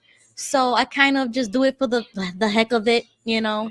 But it is hurtful, and I let myself go through that emotion, let it get it out. And it's also that That's time the of the best month. thing. That's the best thing, guys. Y'all say what you need to say, and throw it over your shoulder. Say, I'm done with that point. I've already said what I need to say. And then you go to the next point you need. And then you know what? You did what you needed to do. And that's Yes. it. That's all you can do. We got a fast I answer. mean, Jesus knows whose heart is predisposed to him all over the planet. What if we try to pull out somebody who has a bad heart? Are we working for him or not? We don't know. He knows. Mm-hmm. That's all I have to say about that, Ruby. Thank you, Becky. King Tony, you were gonna say something. What were you gonna say? Oh, I said we got a fast answer. Yeah. Okay. So I want to do this next trailer is about the close encounters with the same guy, Dr. Steven, and that's what Lily was bringing up, and Gigi, the rules of engagement and certain. And I talked to you about this, Tony, privately about this whole and that's why I said last time, no offense, but I kind of felt like he was a grifter, because even though he brings all of this good information and he's trying to expose it and try to give a good narrative, because the government always wants to make it seem like we need war, we need a space force, we need galactic weapons. And I get it. But then he has this service where you can have close encounters, and it's called CE5, and there's different levels of communication and things like that. So that's just my opinion, but I do want to show the trailer just so that everybody knows what I'm talking about.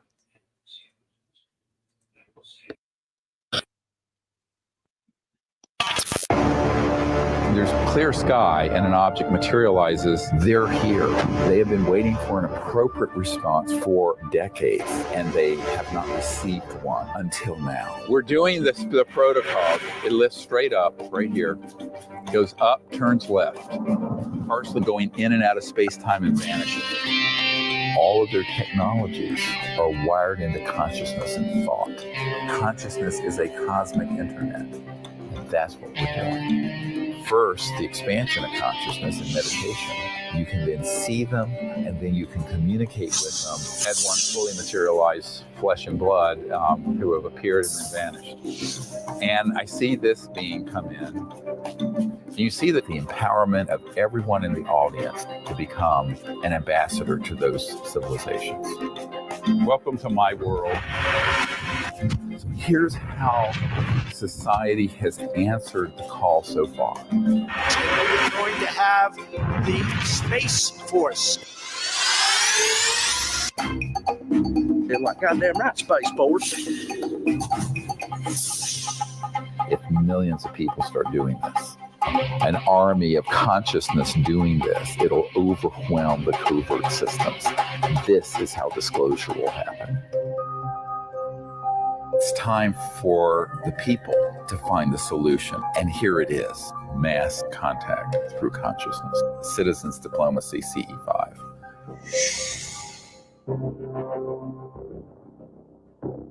This is the ultimate disclosure event. Be part of history, be part of the change. It's a call to action. Okay, so that's what I was referring to, and I'm gonna let everybody go through the panel. If you can keep your comments to 3 minutes or less, we can get everybody. We can let everybody be heard. Colty, you're up first. 3 minutes. Go ahead. Oh, that gives me anxiety. I don't know if I have anything more to say about. I mean, I told my mom, because I was talking to her once in a while. It always ends up in a fight, by the way. But and I hate that. I hate it. But I was telling her that the government is planning on this. That I think it's possible that they're planning on this possible alien thing, Invasion. or a Jesus in the sky. And I said, if I see that, if I see a Jesus in the sky or an alien, I'm running the other way. I don't know how to feel about it. It gives me anxiety. I'll be really quick. Yeah. That's it. No, that I agree with you. Okay, Jimmy, you're up next. Okay, so I'm trying to think who it was that said it was one of the who said it, that their last card that they would play would be the alien invasion. Does anybody remember who said that? Lily? That they said that the lady, yes. Let's see. The lady who, oh shoot. Sorry. I can see her hair. I know what she looks like. All right. Yeah. I'll just She continue on. was But oh, go ahead, Lily. she was a Okay. person who was given a lot of information. 70 or 60, she's old now, very old, and she was given information from somebody within the government in the know and told that there's going to be an alien invasion. The government will eventually pull out as a last card, and I apologize for not knowing her name. Yeah. Okay. So I appreciate that. So we know that that is the last card that they're going to play. And then if you look up Project Bluebeam, that's going to explain cult to culty. If you see a Jesus in the sky, that's probably what it's going to be. Because what they have to do is they have to basically scare the people into submission. And they're going to use these things to try to fool the people. They have tried so many different things and it hasn't worked. So I do believe that this is going to be one of the last things that they do. And like everything else that they've done, it's going to turn around and bite them in the butt. Because I do believe that is when I think disclosure would probably happen then. I don't know what level of disclosure there will be. I don't know. Maybe it's just the declassifying of government documents that explains everything. Or I'm so open-minded, I'd let an alien ship land right there in my yard and come out and I'd be like, hey, guys, what's up? You know, I seriously. And when it talks about consciousness, that's where we as humans need to be in tune with that. We need to learn how to, you know, advance our consciousness, think about different things, meditate, use mindfulness, get in touch with your consciousness, because that video said that consciousness is the cosmic internet. That's pretty cool.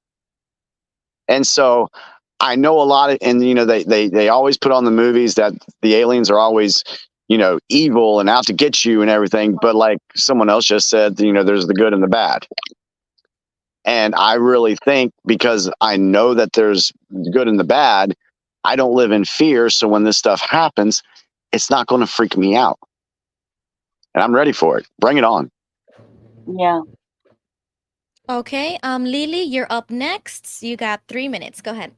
Okay, so Bluebeam, do people know what Bluebeam is? I don't. Colty Okay. says yes, but I don't. Energy weapons, lasers that they can fire from the sky. They can fire them from remote areas. They can put them on vehicles. They're technology by companies like Lockheed and Raytheon. I mean, they don't even hide it. It's on Wikipedia. Yep.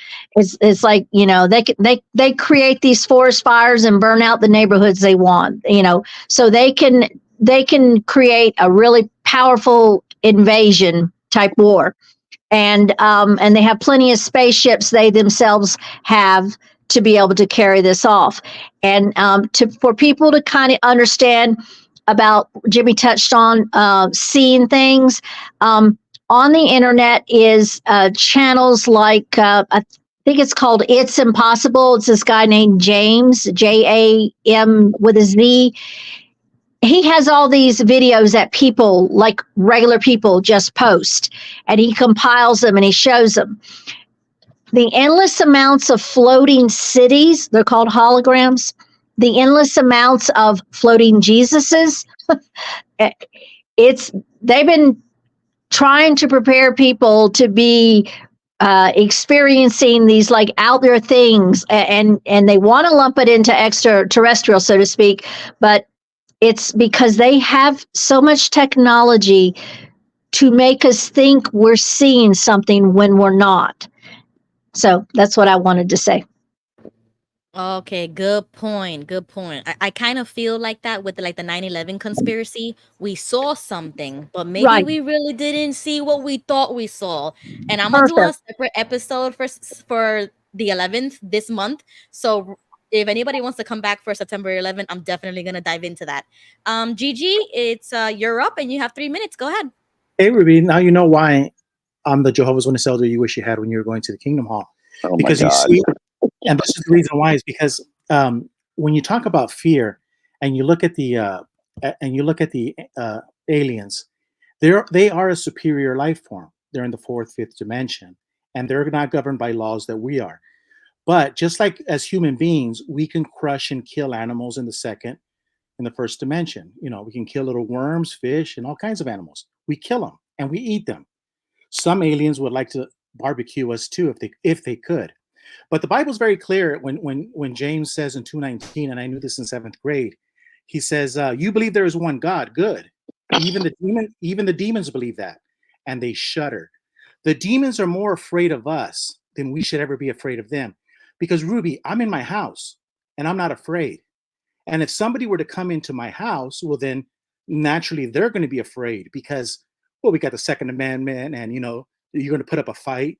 So when the demons enter into the third dimension realm in your life, you have the advantage. See, God loved the world so much that he gave his only begotten son. No, this is our home, bitch. This is what you tell the demons. This is our home. You get the hell out of my house. And they're afraid because you know how we call 911 and it takes 30 minutes for a police officer to come over? When you call and say, God, this is the third dimension. This is my house. This is planet Earth. I want nothing to do with these people. They're under the rules of engagement. But when you enter into their rules, when you decide to play around and go into the fourth dimension and the fifth, you're at a disadvantage. You're like a fish fighting a human. You're like an animal fighting a human. Could you win? Possibly, but the odds are against you. So when it comes to UFOs and demons, I'm not afraid because they're afraid of me. Right. And that's the takeaway. They're afraid of me. Satan was afraid of the apostles. See, he talks a good game, but he's afraid. He didn't go attack Job. He needed permission to attack Job. See, that's the whole thing. So all I'm saying, what you learn from me as a Jehovah's Witness elder you wish you had, is walk tall, carry a big stick. Don't be afraid. And if you ever encounter a demon, say, "This is my home, bitch. Get the hell out." Yeah, or you could say a prayer. Thank you, Gigi. We're gonna move on to Becky. Becky, if you would like to give your thoughts, you have 3 minutes. Go ahead. Yes, I would. I'd like to give some encouragement to those who doubt and those who are, I'll believe it when I see it. Because even Thomas doubted, and Jesus had the mercy and the grace to even show himself to him, even offer for him to touch him. But Thomas didn't even need to touch him.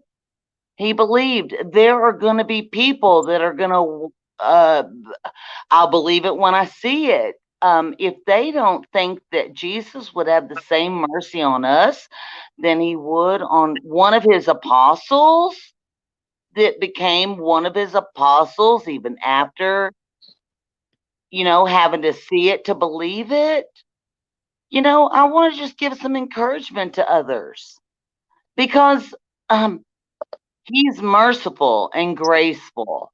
And if he gave one of his apostles the chance to believe it when they saw it, why not any of us? That's all I have to say about that, Ruby. Wow, thank you, Becky. Totally agree with you. We have a new person on the panel. Sorry. Let's give a quick hello to JP Shack. Hi, JP. Hi, Ruby. Hi, everybody. Hello. Hello. Hi, Shaq. I just read your comment. Yeah, Space Force. This shit's getting serious. Yeah, definitely. Yes. Go ahead, JP. You have 3 minutes. Go ahead. Oh, well, the only thing I wanted to say is that I've seen some stuff that are probably either UFOs or UAPs, but I probably can say that it came from some government stuff because where I live in California, I live about 35 miles away from Edwards Air Force Base, less than 5 miles from Edwards Air Force Base, Plant 42. We got Lockheed Martin, Skunk Works, so all these people that do stuff. And Edwards Air Force Base actually was one of the main places where they did all the test flight stuff and all the new innovations. For instance, that's where the sound barrier was broken and other stuff like that. So I live on top of a hill, and we're out here in the high desert. And over the years, I go for a hike behind my hill, and it's usually in the evening or the nighttime. But I have seen several strange things that I could say were a UFO or something, because I quite frankly couldn't identify them. And one thing I did see one night, it was in the evening, it was like a orb, like a ball that was like a fluorescent light that was floating, and I could hear it flying around over me and stuff. And about a football field away, there was a pack of coyotes, and when it flew over them, I could actually hear the coyotes howling and raising up a big old creepy stir. But this was right before 2020, I think, in like 2019. It might have been in early 2020 but I actually got a clip of it on my one of my older cell phones, and I seen several things. And then a short time later, like a few weeks later, there was another orb I seen that was flying over my house. And then there was this strange noise coming out of the sky. It was like it was coming out of the sky. I couldn't identify what it was, but it was almost like where you hear like a feedback from a microphone, like a noise. And it was such a high pitch. It was like to where you wouldn't cover your ears, but to where it almost like makes your mouth, or you kind of cringe. Did you feel heavy? No, I didn't feel anything, but I can only say that I would think that that's probably something coming from this Air Force base and other stuff that they're testing out. Gotcha. I don't think that it's probably actual really extraterrestrials, even though I do believe in them to, in certain respects. Like I kind of go along with Gigi's idea that they're all different rules that they do have to play and stuff in order to that they're just subject to, and certain things that they're limited to that they can do to us with our interactions and stuff. But there are things out there that they do test. I was going to Las Vegas one time, and there's a lot of secret government property out here. And one of my friends, he took this shortcut.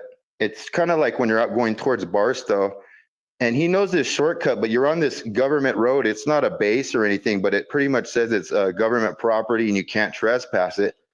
But the road is about 11 miles long.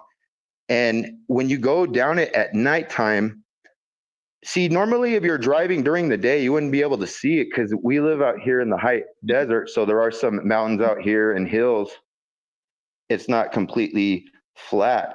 So when you would normally see some of these mountains and stuff during the daytime, it would just look like a normal mountain. But once you get on this road, it travels around 11 miles.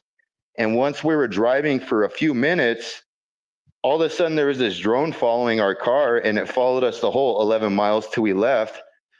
But we drove by this one section of this mountain, and it's pretty much, it looks like a high-rise building or something, like not quite as many lights, but there's different, you could see rooms and lights and stuff. So this mountain was a real mountain, but there's actually like a facility inside there. Okay, JP, sorry to interrupt. Anybody would like to comment? I think Lily wanted to make a comment to you. Go ahead, Lily. So what he's talking about is very accurate. And in those documents that Stephen Greer recently, within the last 3 months, created this website that people can go and sign up for free. Remember, Jimmy mentioned last week it was not behind a paywall. There are situations like what he's talking about listed there. And one of the, where I'm at right now is also very near one of those sites. It's called Dugway. And Dugway, they used to refer to it like as the Area 53, Area 52, or, Roswell. Well, so there's a lot of activity out here as well. And for years, people have talked about, they go and they set up with telescopes, and sometimes the government comes along and stops them. or they're just out there and you can see craft coming and going, disappearing in the ground, disappearing places right off of the base. So those are some of the things whenever Stephen Greer and other people who are involved with that, whistleblowers, these people who are on the bases, they know what's going on. And sometimes they know when something is being done against private citizens that shouldn't be. So he's right on about that. Okay, thank you, Lily. Jimmy, would you like to add anything? Because I see your mic is off and I have to take a bathroom break. I drank a lot of water. So you are a trusted co-host. So don't say anything too interesting because I need to go to the restroom. But Okay, take over, Jimmy. All right, go to the restroom. I think the one thing that I want to add to this is the fact that the government has used a lot of different things to fool the people. We can look at what happened in 2020. We can look at what happened in 2001 with 9/11. We can look down through history of all the different things that the government has used to scare the people, fool the people, and control them. And Jimmy, aren't we glad? Aren't we glad that we're in that generation where those curtains are being pulled? Oh, absolutely. back? Absolutely. And see, and that's the thing, what people need to realize, we have talked about the last card being an alien invasion or a Project Blue Beam situation. We don't know. We don't know. So, but the thing is going back what JP said and what Lily said, yes, our government has what looks like UFOs. And they have that stuff. They have the technology to shoot laser beams with the direct energy weapons. Doesn't anybody ever even think about what they can create on the outside and fly across the sky and make people afraid? Jimmy, come on, man. Do what? For real. Do what? For real. Yeah. So what folks need to also understand is I found something. I don't think I talked about this last week. Maybe I just learned it last week, but it was the Invention Secrecy Act. Did I talk about that on here last week? I don't think it's been talked about, but I sent it to you because I think it's really important that we eventually cover that. So I can do a really quick cliff note version on that. The Invention Secrecy Act was something that was written in 1951 and implemented in 1952 by the U.S. government and the Congress. What that did is it made any invention, any patent, the government had the power to classify that information. And there was a list of different things that could be invented that the government had power to classify and not release to the public. And take it away. They give you, that gives them the right to take away your invention. Yeah. So they can take it away from you. So there was things in there, weapons, different types of energy things, sound things. I can understand that. But one of the things, and I'm just going to mention this because I really need to mention this, is one of the categories that they classified the inventions on were mapping, charting, and geodesy. Geodesy is the science of measuring the earth. Why would that be dangerous? Okay. Because Jimmy, it measures the depth of the oceans, and they can see to the bottom of the ocean to see what is there. Maybe we can bring that particular subject up at when we talk about another topic. But what I'm going with this is they have the ability to probably be 40 to 50 years more advanced than what the public has now. So if you see what looks like a UFO and it's shooting down a laser beam and taking out, that's going to scare a lot of people and think the aliens are invading us. But if you know this stuff, then you don't live in fear because you're like, that's bullcrap. That's a false flag. Right. So that's what I wanted to mention on that. Okay, And the wow. Thank you for Secrecy that. Act, Lots of information. Okay, go ahead. what he was mentioning, Ruby, was this thing called the Secrecy Act, 1951 Secrecy Act. And I don't know if you heard him, but you know, when people sometimes ask in the chat or they ask in general, like, well, where's the proof? Well, you know, I don't understand, where's the proof, or how do you know? Why do they take away these technologies or these inventions or things? It's like, because they don't want us to know. They know that they are hiding all this stuff on purpose. Oh, wow. Okay. I just Can, looked can it I up. make one more statement on that, Ruby, real Yeah. quick? Mm-hmm. The reason, to go along with the way Lili's saying it, here's an example. Back in the 70s and 80s, our phones were on a wall in one room in the house, pretty much, right? Mm-hmm. How far have we advanced in phone technology? How far have we advanced with the internet capabilities? How far have we advanced in social media? These are inventions that the deep state globalist Illuminati allowed to happen because they have control over it. Mm-hmm. And they It can, just keeps Jimmy. It just keeps everybody distracted, so they can and keep that controlling too. them. Yeah, that too. But my point being is, if we can advance in those areas, Mm-hmm. why do we still have our airplanes flying with combustible engines? Why are we still driving around in our cars with combustible engines? Why Mm-hmm. is it that when you go down the road, you see power poles and power lines the same you did in the 30s and 40s? Follow the Mm-hmm. money. Follow Why? the money. Why? Why can't we advance in those areas? Because they have power, and Exactly. follow the Exactly. money, greed, power, property, land, nations. It don't matter. Yeah, so It's that's all the the point. way up.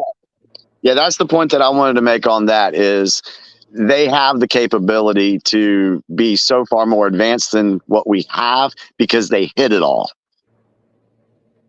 Okay. Okay. So let me backtrack this. There's a lot of information. So hold on. Okay.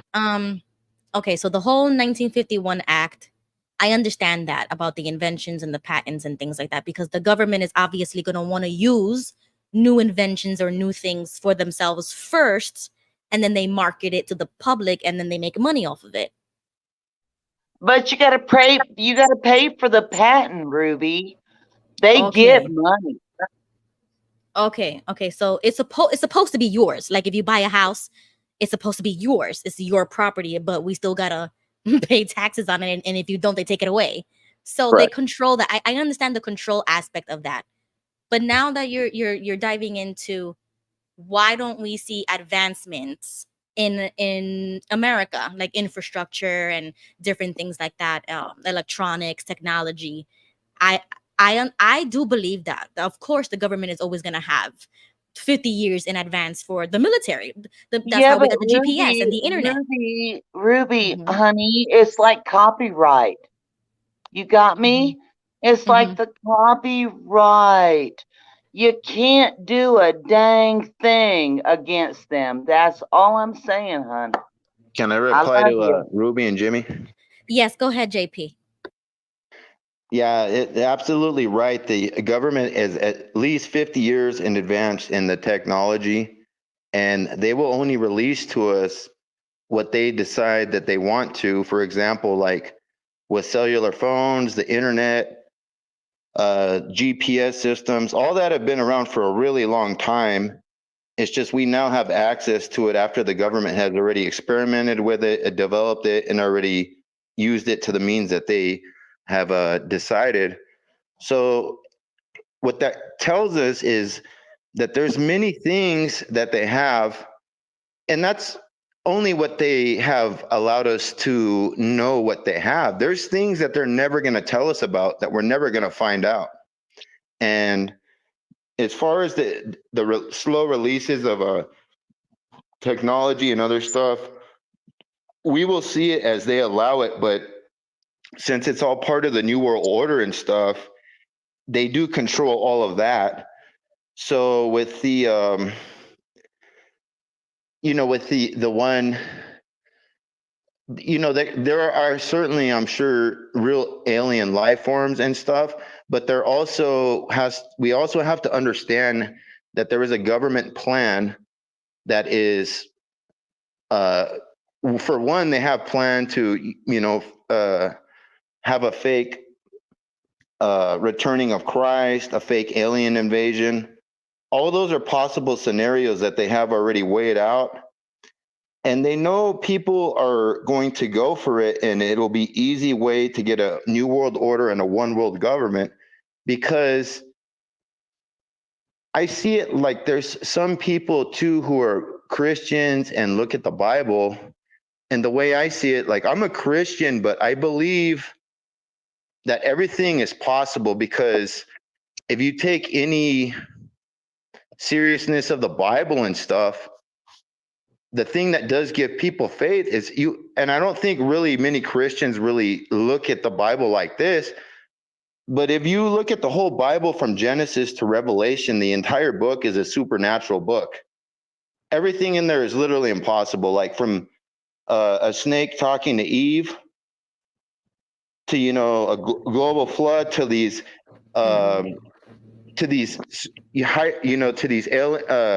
well, you can call them aliens, but they were angels, sons of God at the time, that came down and interbred with women, and they produced these hybrid superhuman giant offsprings. And witnesses were told, oh, you can't go to this movie because it's bad or that. It's like, well, look at the Bible. Like, everything in these crazy movies, like in the Lord of the Rings and all that, is like in the Bible. Do you All know the way that through me and my Revelation, little through all the sister, miracles that Jesus did. me and my little sister watched on a black and white TV, Amityville Horror, and we had to watch it in the garage.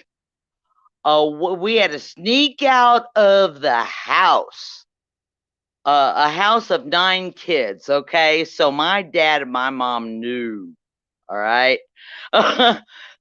And we were sneaking out, and we watched the Amityville Horror on the TV, and I didn't watch a horror movie for a while after that because it freaked me the heck out.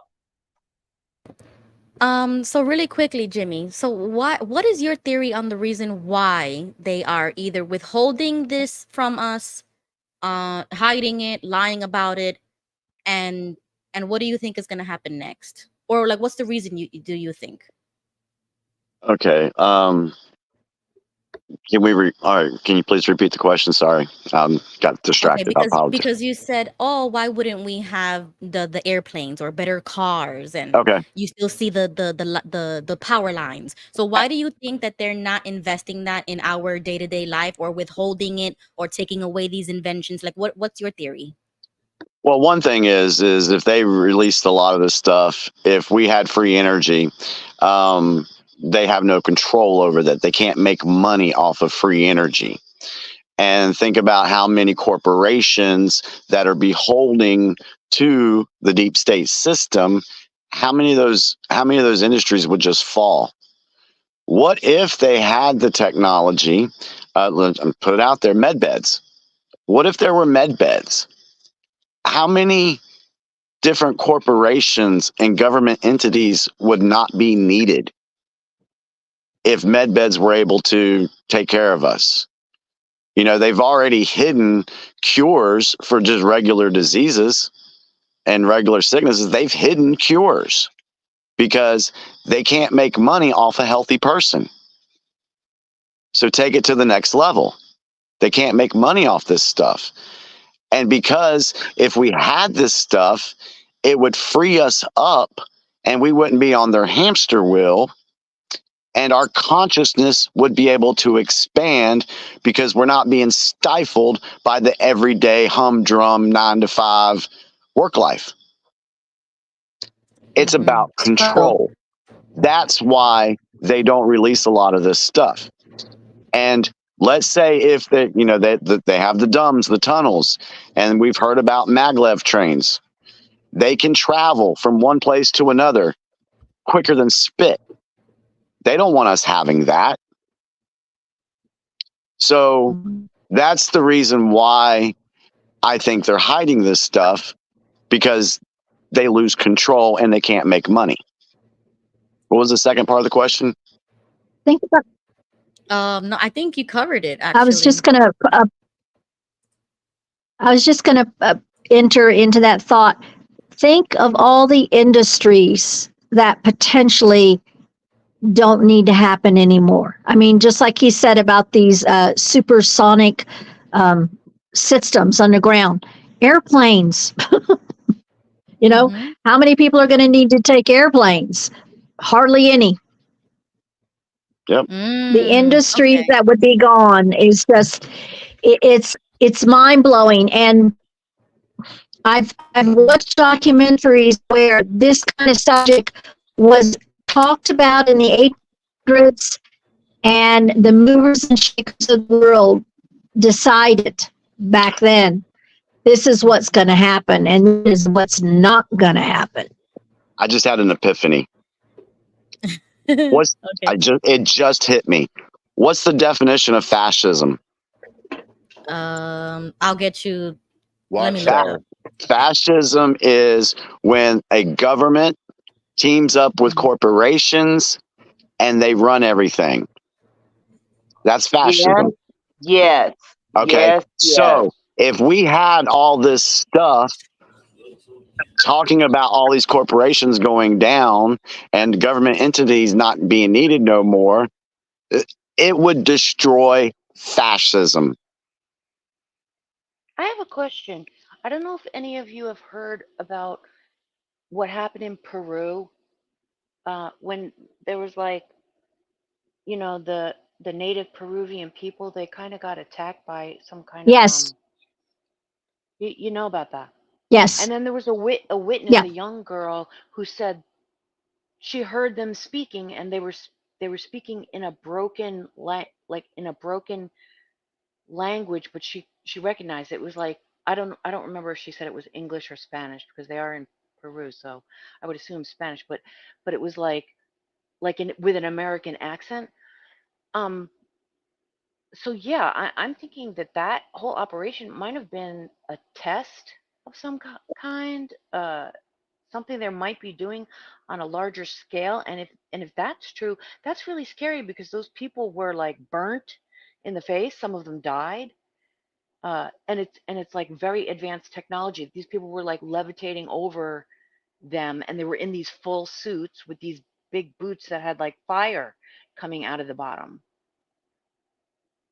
I What do hadn't you heard guys that. know about that? What do you know about it? I hadn't heard about that, but now my interest is piqued. I need to look that up. Yeah, I'm gonna have to look it up as well. I think Lily was having internet issues because it bounced her off. So I hope. Okay, there you go, Lily. You're a little glitchy.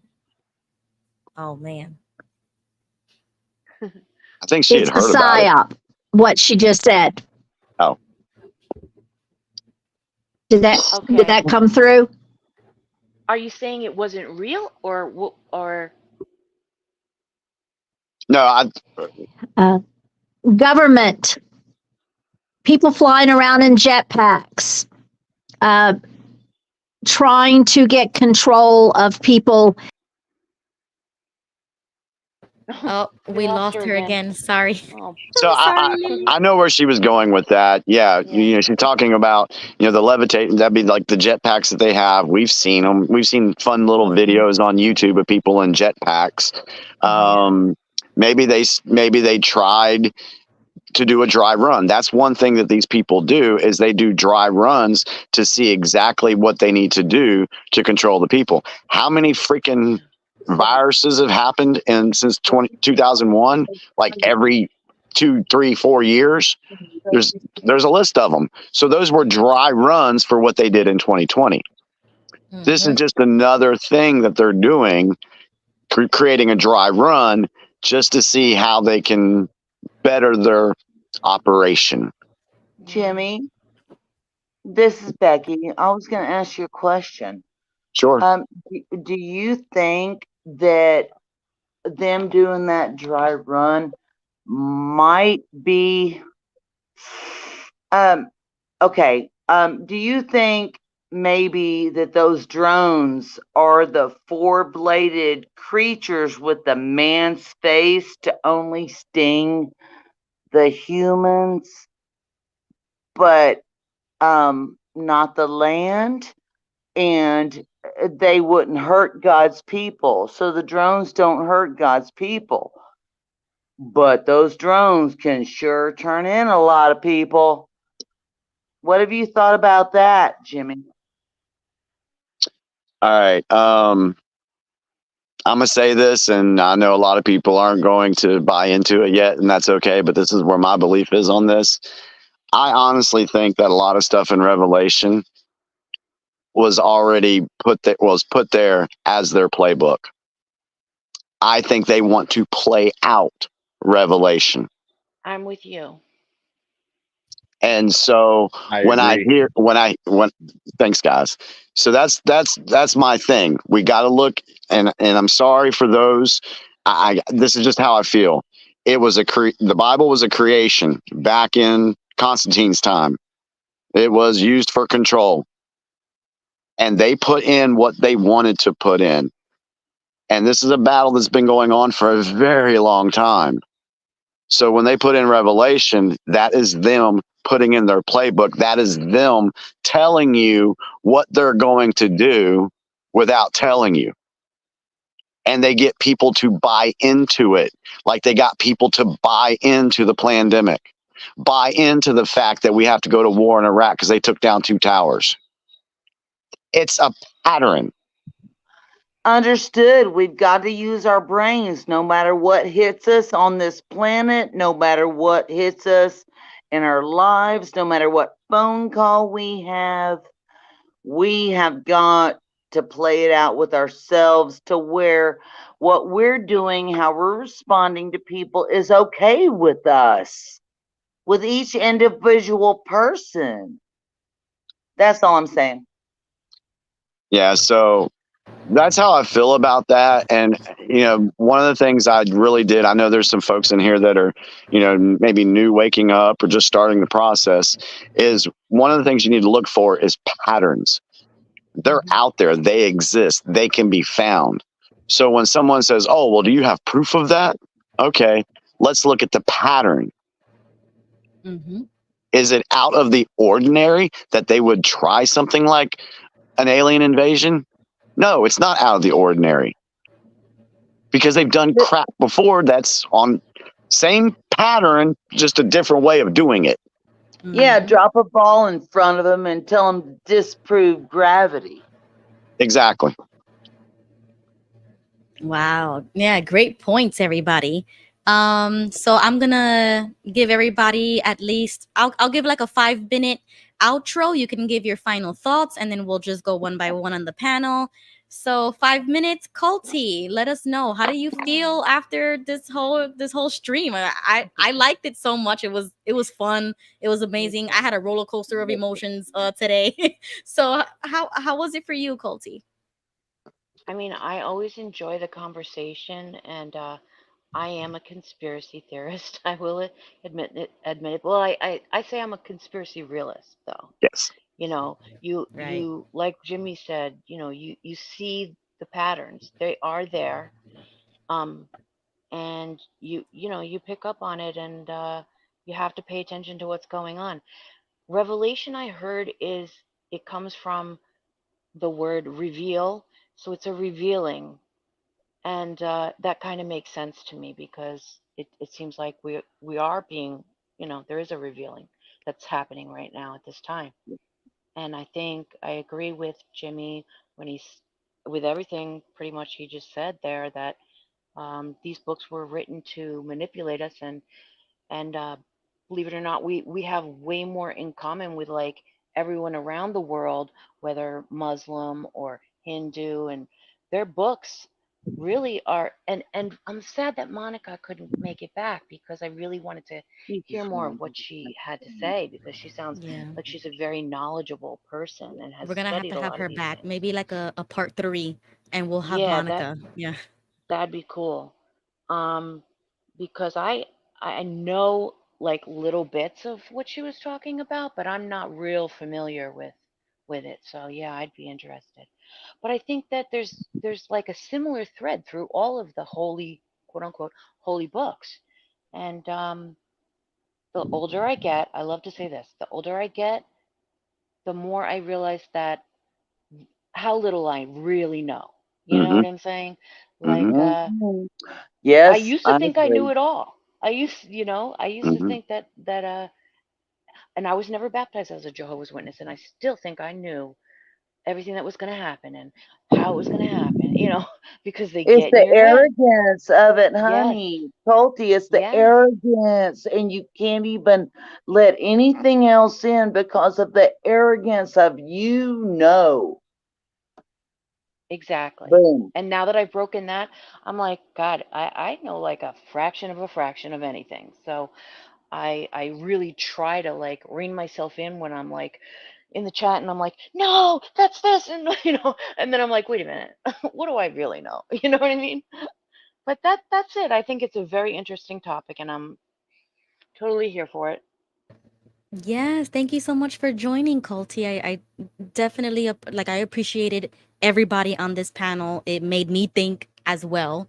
It's gonna make me do research. I want to thank Lily and Jimmy for talking about this last week. That made me do this. Maybe do this stream. And so, welcome back, Lily. Before you were hopped off, I said we're gonna just wrap it up, and I'm just gonna give like 5 minutes for everybody to do an outro and kind of like final thoughts. So Becky is up next. You can let us know, what are your final thoughts, Becky? I have enjoyed this evening, Ruby. I have really enjoyed it. And really, I've enjoyed talking with everybody. Jimmy, I love talking to you. Culty, it's great seeing your face. Lily, thank you for your input. And Ruby, that's all I want to say, honey. You're doing a great job. That's all I have to say. I Aw, just want thank to you, say thank you Becky. too. Yeah. Thank you, Ruby. And thank you, Yeah. everybody. No, thank you guys, because I love it when it's not just me and it's different minds, different backgrounds, different perspectives coming all together. And I'm not in an echo chamber. I'm not just thinking about what I believe in and just staying like so concrete about something. It forces me to see how other people see the world. And this is the exposure that I'm doing it live with you guys. You know what I'm saying? Like Yeah. I love it. I love doing it with you guys. So thank you for joining. Lily, go ahead. You're next.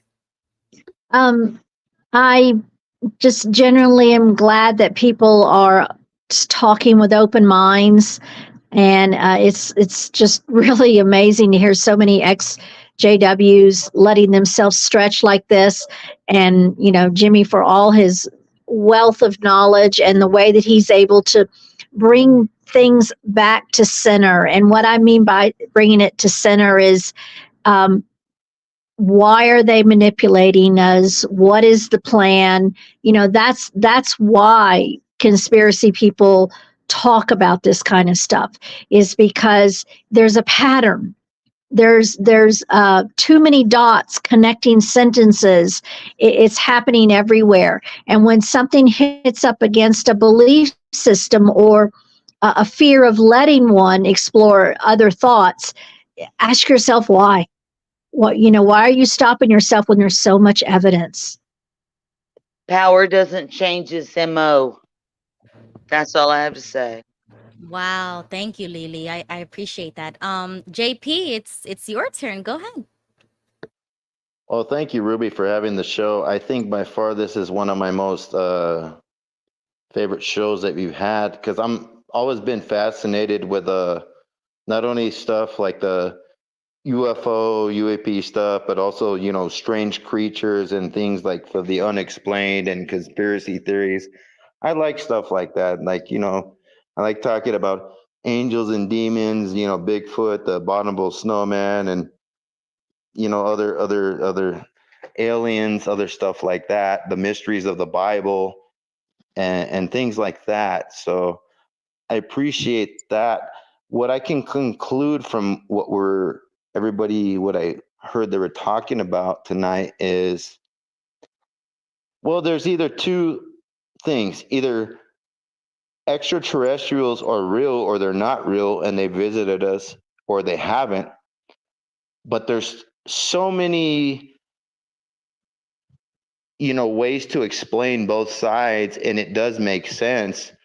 But I think at best, I personally do believe that there are foreign extraterrestrials, because I am a person who does believe in the Bible. So, I mean, if an angel came down here, like Gabriel or something, and spoke to somebody, in the Bible, then that's an extraterrestrial. So, like one of the ladies was speaking about earlier, a lot of the characters and people in the Bible that aren't from our planet are extraterrestrials. So therefore, we can probably consider them alien if you go, and support what is in the Bible, which I do for the most part as a Christian.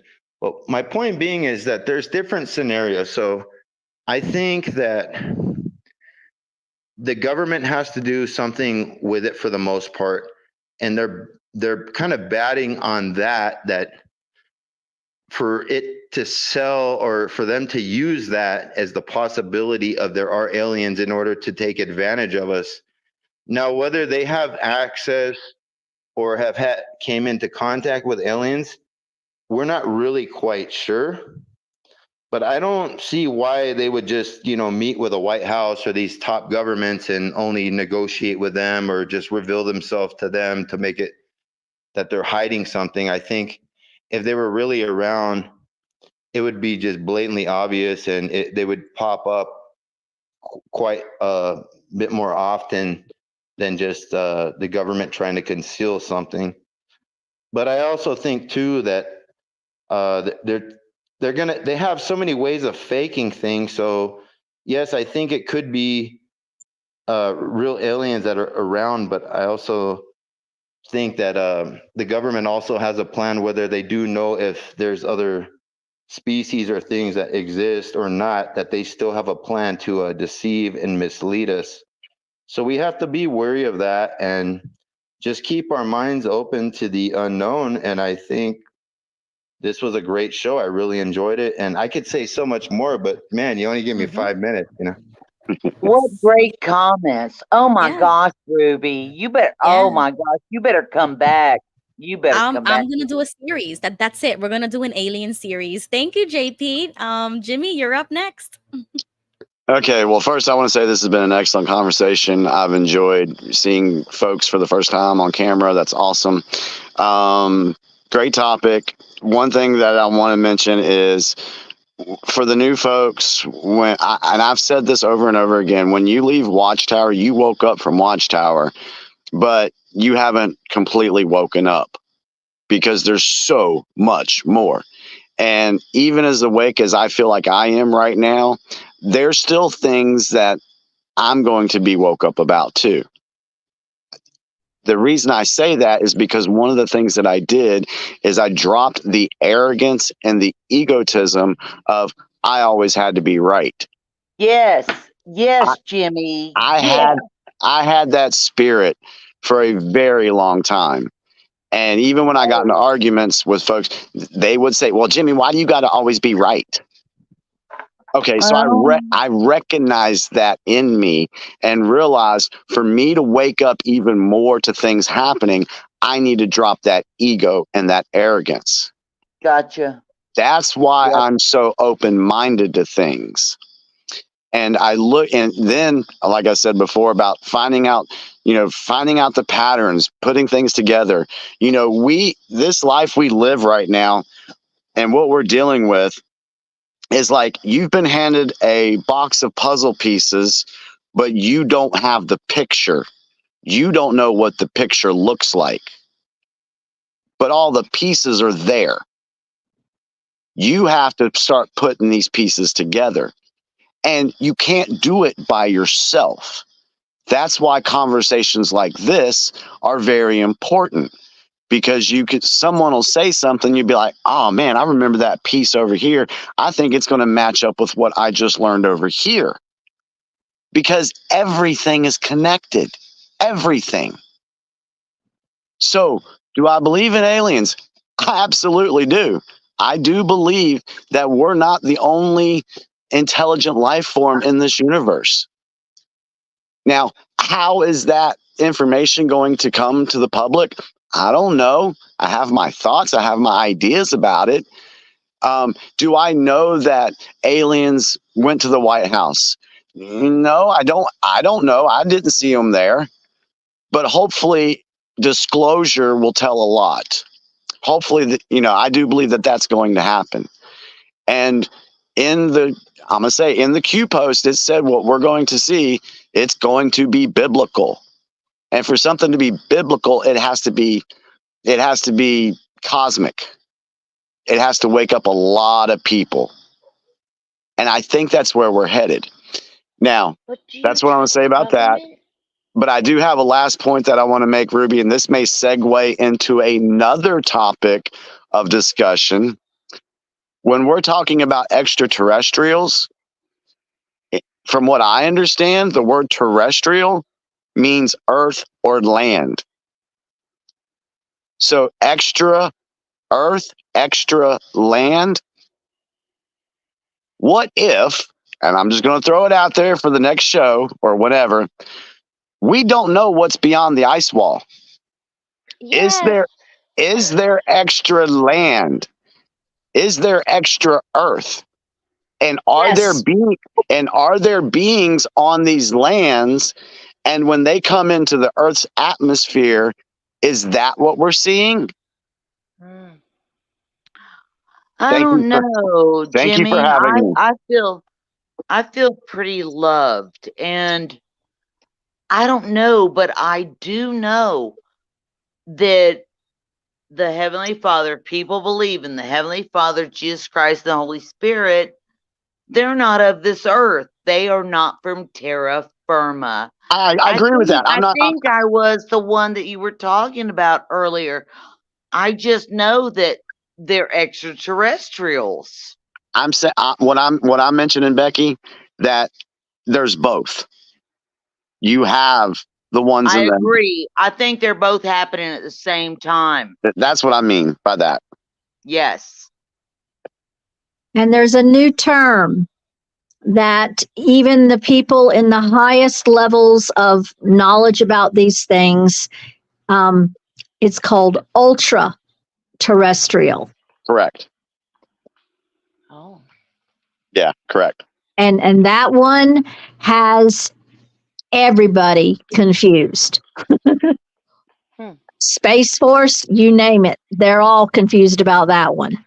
Yeah, let's confuse them, but let's confuse them more when they start having an answer. That's all I've got to say, Jimmy, about that one. Let's just say it's going to be an interesting ride, folks. We've got a lot to learn. We're going to see things in our lifetime, and I totally believe this because I've seen the way the pattern's going. We're going to see some stuff that's going to shock the crap out of us. I agree.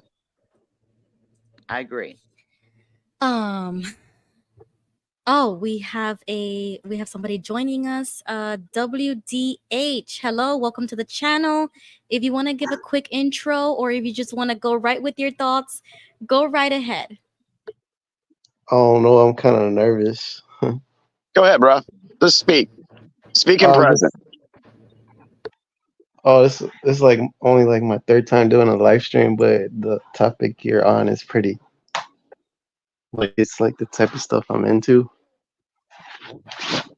Okay, awesome. I will keep the stream going because I was wrapping it up, but I will stay here if you have something. If you want to keep it going, go right ahead. Let me know how you feel. Go ahead. What is? I do believe UFOs are real. Like, I've looked into it way too much. Maybe not like research, but like I've watched videos and I've actually seen them. I've seen like UFOs, like some stuff in the sky. It was I only like seen it twice though. It was like something so unexpected. Wow. Okay. Yeah. Well, just to ask you, if you don't mind me asking, are you an XJW? Or did you just find me on the algorithm? Well, I was never baptized, but I was basically like raised as a Jehovah Witness. Yeah. Yeah, so they got But your mind. Yeah. yeah, I never, You had a little I bit of never, brainwashing bath. yeah, yeah. I stopped celebrating like birthdays when I was like 7 or 8. All the holidays like I didn't do and stuff, but it was like I don't know. I don't know. I was really like, I was like, is this the truth? Mm-hmm. Because it seemed like the truth, and like I was like, I don't know. It was just like I was always like really wanted to find out the truth. Like what is the truth? Because they would say all religions are false and we have the truth, and I'd be like, but don't they think that they have the truth too? Like how, you know what I'm saying? Like Yep. Good point. it was weird to me, like just growing up in that religion. But like I've learned a lot of things like throughout my life. I'm like 33 now, Mm-hmm. and I feel weird because everybody's quiet. No, I'm No, we're listening to you. listening. It's because you have the Yeah. floor. Yeah, I'm No, sorry. no, honey, we're just listening to you. We know Yeah. our stories. We're Yeah, listening to your Yeah, story. you're new. So we're yeah. welcoming you and letting you speak. Thanks. I appreciate that. No, but Yeah. I do like to talk about this stuff. Like I don't know. I don't. Okay. So let me ask you this then. So Yeah. since you claim to have like an encounter, like that you saw something, would it be safe to say that you believe in like UFOs or like aliens or different life forms? Do you believe that because of what you experienced? Yeah, of course. I do believe that there's like a higher power, and I believe there's. Well, this is what I truly believe. Like Mm-hmm. everything that we were taught as a witness wasn't completely wrong. Mm-hmm. You know what I'm saying? Right. I get that. Like I don't know. Like I see a lot of XJW videos, and they like kind of like make fun of the witnesses and like how dumb they are, or something like that. That they're brainwashed, and I'm like, because my mom still believes, but she doesn't go anymore to the Kingdom Mm-hmm. Hall. And I've tried to tell her like what truth is. She don't want to Mm-hmm. listen to it. But like I understand like the Bible itself is like was meant to confuse you. That's why there's so many different denominations in the Bible, you know what I mean? Like not everybody agrees. Everybody's fighting over like translations over words, what this says, what this. It's all the Bible is the reason why I learned about a lot about the Bible is because I was always like looking at like ex-Christians, ex-atheists. I was looking at different religions. I was like into conspiracies and stuff. Mm-hmm. And I'd watch like a bunch of like I was always like looking at channels that talk about like this type of stuff that we're talking about. Mm-hmm. And then like one time like I was looking at this guy, like he was talking about astrotheology and how the Bible is like a holy science and stuff, Oh and yeah, how to take I've care of been your down that body. road. And it almost sounds like it's like new age type stuff. I don't know, not I guess not everybody in new age believes the same thing.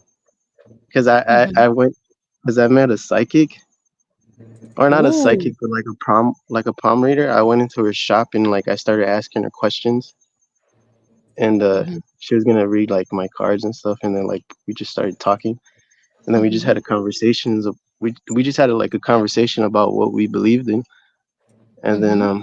I told her what I believed in, and like I should just get to the point. It's because like I don't know if you guys ever heard the book called like The Divine Secret Garden. No, I've never heard of it. No. It's an 8 series book. It's it's a it's it's a book. Mm-hmm. There's 8 books. Mm-hmm. And like the first book talks about how we live in a garden and how like the seeds were planted. It talks about the garden. And all of this stuff that we're talking about is like very real. When you talk about God and the devil, it's all very real, but it's like because like we live in like we live like in a dream, like in a simulation. Yes. But we fell asleep here and we've been trying to figure out how to get out, how to wake up. Stop it. I've heard Yep. No. Yep. Yep. Yep. Yeah. Are Yes, you serious? Wait a minute. Wait a minute. Say what you did. Say what you said and say it to me again. Okay, that we're please. asleep. We're asleep. We fell asleep because the 3D dimensional world is death. It deteriorates. Everything dies here. Well, So I know but that the the Bible says body. if you have knowledge and you don't learn humility, he will take the knowledge away from you. Yeah, the Bible says a lot of things, but the Bible was meant to confuse you. That's the book. The Well, first I book. don't know. I think if you use your own I know this mind, is. I know this you'll is. be I know this is. fine. But if you listen to other people's minds, that's their take on it, not yours. Okay, Jimmy. Yeah. Jimmy would like to say something. Go ahead, Jimmy. I'm raising my hand on this one. I think what blew everybody's mind there for a second was when he said, "We live in a simulation." Okay, I think that's what blew everybody's mind. Am I correct on that? Yes, my Not heart me, rate because went up and I'm sweating a little. Yes. Let me give you an example. Okay. Mm-hmm. First off, what is a simulation? What is a matrix? What is it? Like a program. Okay, a program. Let's go a little deeper. Could it be It's space and time. It's space and time, Jimmy. Hold on. And power. Okay. But I'm going somewhere else. Could it be something that is a controlled situation? Yes. Okay. Yes. Let's go back to the Invention Secrecy Act of 1952. Mm-hmm. We don't have the knowledge that they have. Are they controlling our environment? And when I mean environment, that's what I meant. they could, Space yeah. and time and So, power. so are they controlling that? Yes, they are. Do they have the ability to control weather? Yes. Yes. So if they have the ability to control these things, does that mean, yes, we are living in a simulation because it's not the real life? Jimmy, do you know that I called the weatherman on my radio station and I texted him about all of these flashes that come up in front of thunderstorms, and they're all these white air things that they've got going on, and it's all these spikes, and you can see it on your radar for weather. You can see them all flashing, and then here comes the storm that direction. Yeah. So I'm not joking, Jimmy. Yeah, I agree with you. So my point is about living in a simulation or a matrix. They control our weather. They control our information. They control our religions. They control the food that we eat by what they put into it. They control our health care. Tell me we're not living in the matrix, because we're not living the way humans are supposed to be living. Right. I agree with you. But if that is true in theory, let's just say in theory, how do we break out of that type of simulation? Because this is just an illusion of freedom, an illusion That's of what a the book sunny day, reveal. an illusion of good food, an illusion of having a great time outside. This is why, and I'll just give my opinion on this. We don't break out. We don't break out. No, we do break out. Oh, And the you way do? There is a way out. There is a way out. And okay, just like the first. Can I make this last point? Yeah, Yes, hold on. yes, go Let ahead. Jimmy go first for about 2 minutes, and then we'll do 3 minutes for each person. Okay, go Just ahead. like Neo did in the Matrix, he woke up to the reality of what he was dealing with, and he couldn't handle it at the beginning. That's where we're at now. And as far as breaking it, how do we break it? By doing what we're freaking doing now. By We're speaking trying to out, decode it. getting the information out there, not just in our little circles, but the knowledge is power. And if we know these things, why aren't we reaching out to, a local official, a congressman, getting their ears and saying, hey, we know this. We know this stuff. Why aren't you folks doing anything about it? We, the people, hold them accountable. That going back to the Constitution, this is what it was all about. We, the people, told the government how they were going to serve us. We forgot that and let them turn it around on us. So how do we fight? With our knowledge, with the information we have, and getting it to the right places and speaking out. This is why World War III will be known in the history books as the information war. That's where we're in now and been in since 2016, 2017. Okay, Lily, you're up next. About 3 minutes. How do you think we can break out of that simulation? Well, I just want to thank Jimmy because he's able to put into words what's in my head. Thank you. You're welcome. You're constantly doing it. Thank you.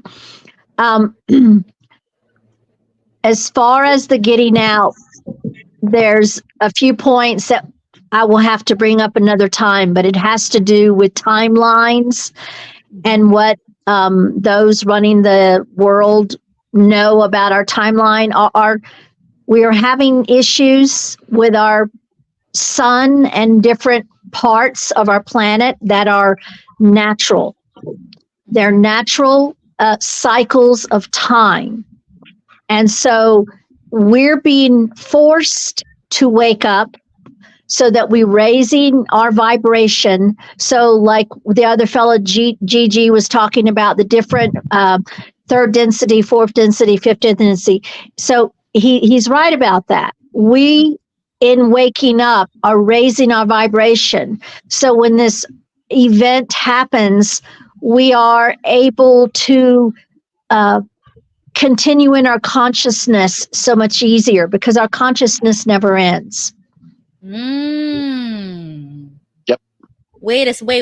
Sorry, hold up. What do you mean never ends? Do you mean in terms of like death? Like you never really die? That your spirit? Correct. Or your Jimmy, you want to take this for me? Because I know you know it's in my head. Okay. Okay. From So, what- all right, Jimmy, go ahead. So from what Lily is saying, basically, yeah, we lose our meat suits. Like Gigi said, to go to the fourth dimension, to go to the fifth dimension, you need a different type of body. Correct. And it's not one of flesh and blood. It could be crystalline. Correct. And so And I don't know why the GB keeps showing Eve with her flesh holding the fruit. I'm sorry, I disagree. and that I think she's referring to the governing body. Yeah, they didn't have fruit. I mean, they didn't have flesh. And when it says that the wages that sin pays is death, well, the proof of our sin is our flesh. Of course, our flesh is gonna die. But the consciousness continues on because consciousness never stops. Thank you, Jimmy. Okay. Hold on. You're breaking my head. And right I now. think that's our soul. Yes. That is our soul, our heart and our mind. But the flesh, when it says the sin, that sin pays is death, our sin is represented by our flesh. So when we die, that kind of sin is gone. But we still have to answer to come to Jesus meeting and talk to him, and he'll figure us out. Right. I agree with that. Going back to your Jimmy, did you say crystalline? Because I had to Google that. Did you say crystalline? Crystalline. Okay, I just looked it up. Is the definition having a structure and form of a crystal composed of crystals So that's what you mean by that. You said Correct. we would have to lose our physical bodies and probably use Take a on a different form to correct. enter those types of dimensions. Correct. It's amethyst. It's amethyst, Jimmy. Have you found out that it's amethyst yet inside of the geo? I haven't. I've always been drawn to amethyst. I love the color, but But I mean, when they open a geode and it's beautiful crystal and amethyst. yeah. And if you think about, well, let me The planet is made of rocks and minerals and crystals. And our planet is we have the ability to connect with our planet.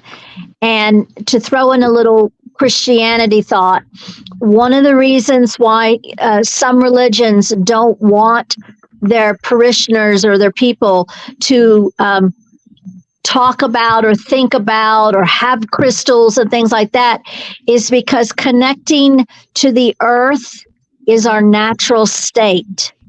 And so therefore, you understand where I'm going with that? Yes, So that's what I was telling Jimmy, that the amethyst is love and peace and sorry. unity and connection. That's what that stone means, Jimmy.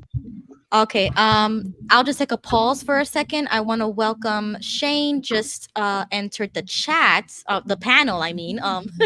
But before we go to Shane, I would like to get any thoughts from WDH. And if you have another name you want me to refer you to, please let me know so that I don't call you by a letter. But go ahead, W.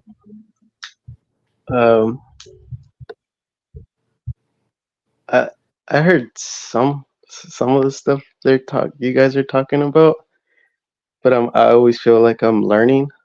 So like, it's because I've learned throughout each life that we have the opportunity to wake up.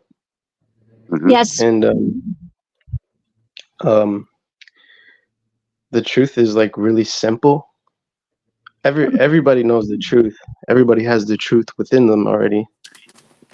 And the tree of life is within us. It's just the fruits of the spirit. Like if you say like the heavenly virtues is what we have. This is what like raises your frequency as well. And the whole thing is like we're aligning our frequency to the correct frequency, like back to where we came from.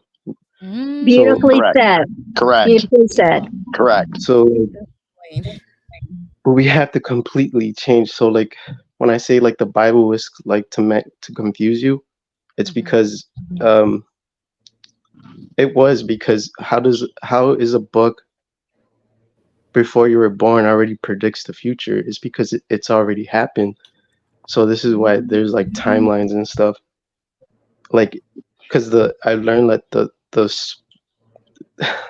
universe and the sun, all the moons and the stars, the three-dimensional world is a simulation, but it's a our soul is like locked because of good and evil. So when we entered the school of good and evil, we've had to learn through experience. Interesting point. So the tree of knowledge of good and bad was actually a school, like that we entered, and we were playing these roles, and it became real to us.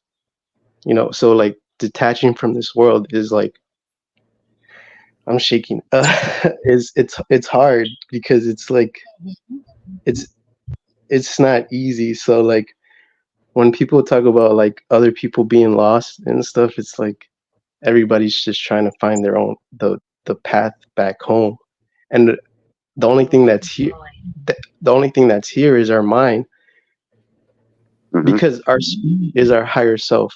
The spirit is the higher self. The soul is separate from the spirit, and the soul projects what's out in this 3D dimensional world. I agree.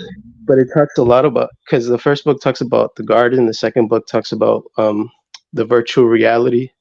This third book talks about the pyramid and the all-seeing eye. So it talks about government, it talks about fame. In the beginning, it talks about Christmas. The fifth book talks about it goes. Sorry to interrupt Yes, you, but yes. I put in the chat and also in the private chat our Discord. So if you want to join us on Discord, you can DM me. There's like a whole like community on there, and Shane as well. You can go to the private chat and there's a Discord link. Copy that and join us because we can continue this online, because I know I'm reaching like 3 hours, but I do want to go to Colty, and I'll give Colty 3 minutes to respond, and then we'll go to Shane so that we can start wrapping it up. Go ahead, Colty. I need that book. What's the name of the book again? It's called The Divine Secret Garden. And who is it by? John V. Panella. I only have the first book. Okay, text me that, W. Put it in the private chat if you can, or if you go on Discord, text that to us, please. Yeah, I would love to connect on Discord also, because How would I text you that? It's called The Divine Secret Garden. Hold up. It's because my phone just has me. I know you're on a phone. Okay, so we should all be able to find it with the title. Yeah, The Divine Secret Garden. Okay, Somebody go ahead, can type Colty. it in the Your 3 chat, minutes and is then up. we can. Go ahead. Okay, cool. Yeah, I'm really vibing with everything that W said, and Jimmy, and everybody that's nodding along here, because there's a saying that all is mind. And before, it reminds me of what Jimmy said before about meditation. Another point about the Bible and these books is they're a distraction to what's outside so that you don't look internally to what's already there. You have a connection. And I personally, I'm not an atheist. I believe in God, or an essence, I guess you would say. And I think that we all have a piece of that. Some would call it a soul, etc. But in order to be on this earth, we have a piece of that essence within us, but we're in a physical body because we need to be right now. And I agree with Lily when she was talking about our consciousness. Our consciousness is something that's eternal, and we need to reconnect with the internal in order to connect with what's there instead of being distracted by everything outside. And like, I suffer with like a lot of anxiety a lot of times because I get too external. And I'm just realizing that now, that I really need to like meditate more, really connect with myself and confront, because if you're constantly perceiving things in a negative way, kind of like the JW way, of Armageddon's coming or whatever it might be, or this person's going to get into office, it's all about your perception. Then you are, or some people say, well, this is a prison planet. If you're constantly in that mindset, then that is true. That is true for you. Absolutely. So I think a big part of it is your mindset. That's all. Wow, Colty, thank you. I'm right there with you. Shane, if you would like to give a quick intro, let us know like who you are, and then you can go right into your comments. You got 3 minutes. Hey, Ruby. Can you hear me okay? Yes, go ahead. Okay, Welcome. cool. Hey, guys. So I just want to... Hello. Hey there. Hey, Jimmy. How's it going, buddy? Good, man. So thanks for putting these on. Appreciate it. Sorry you can't see my face. I have one of these privacy phone cases. No problem. But yeah, I grew up in the organization. My dad is an elder. Mom, regular pioneer for almost 30 years, and I dabbled in regular pioneering as well. And fortunately woke up in 2017. And I think the biggest thing that helped me to come to terms with the big picture was studying astrotheology, because there's such thing as coincidences, but when you dig back to Sumerian times and Egyptian times and Horus and the sun god and the parallels between that and Christianity, there's just no arguing with those, the way it lines up. Yep. So I understand people are going to need something, and that might be a part of their process, to fully waking up. But yeah, and then 2020 was pretty awesome. Got into the political side of things, and that was a whole other level of waking up for myself as well. And yeah, I'm looking forward to seeing how things pan out over the next 3 months.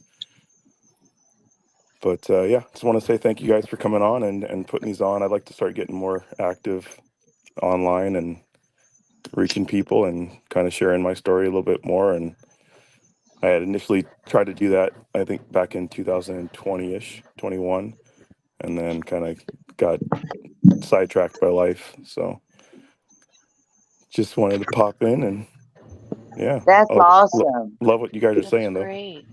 Thanks, Yeah, man. welcome. Thanks. Yeah. Appreciate Thank it. you, Shane, for joining. I am going to also welcome you to the Discord, because I'm usually there more often than YouTube. I'm focusing more on these live shows. I'm not really doing videos. I don't want to waste my time with that. But Yeah. I am more in the interactive part of this community. I want to continue talking to people, meeting more, especially XJWs. But we have even non-JWs, like Teddy was on one of my streams from the UK, like some guy who just found me on the algorithm, and I he remember joined Teddy. the Discord. Oh, did you see that? Yeah. Okay, so yeah, Teddy was like really great guy, and I Yeah. gave him the Discord. He joined, and we've been talking on there. So I'm also gonna invite you to join the Discord so we can continue this over there, and we play games. And Oh I'm yeah, like, that's great. And I always put a teddy bear next to his name because he's so cute. He's so wonderful. yes, I'm so happy that I did this. Oh my God, I was not expecting this. So Can I thank say something you. real quick? Yes, go ahead. Yeah. So I started watching a few weeks ago, and we were probably doing it might have been the DNC or the RNC. I'm not sure which one you guys were watching. I watched both of them. I think I only caught part of the DNC with you guys. But no, like Jimmy was saying, you learn to, I don't know how to put it, but when you're conversing with people who are asking questions, instead of reading into their tone of voice and kind of where they're coming from, learning to kind of just go through the process with them. Because initially I saw the conversation between Teddy and Jimmy. I was getting kind of heated, because you can kind of tell when somebody's asking questions in a certain way. Yeah. And so it's kind of like but at the same time, it's a process. We all weren't where we want to be initially, and we're all still working to get even better. But yeah, it's cool to watch that dialogue. So I just wanted to mention that about Teddy. I'm sure he's a good guy. It's interesting watching dialogue from people who are coming from a certain position. I'm just glad he's up for the conversation. Yeah, I understand. Yep. Okay, so I'm going to do this one more time. Final thoughts. Everybody can do a 3-minute final thoughts, and then I'm gonna go for real this time, because it's already midnight. I'm in Florida, Yeah. so, and I was not expecting to go this long, so I'm like super excited, super happy. I'm gonna start from the bottom up. So, WDH, do you have any final thoughts that you would like to give here and now? And please do not be a stranger. Join the Discord and join me for future streams, because I'm going to keep this topic every week, okay? And we can do like politics and stuff, but if we can keep it like this, I'm gonna continue the topic, because this is heavy for me as well, and I'm still learning. So I want to continue doing this. Okay, go ahead, W. You got 3 minutes.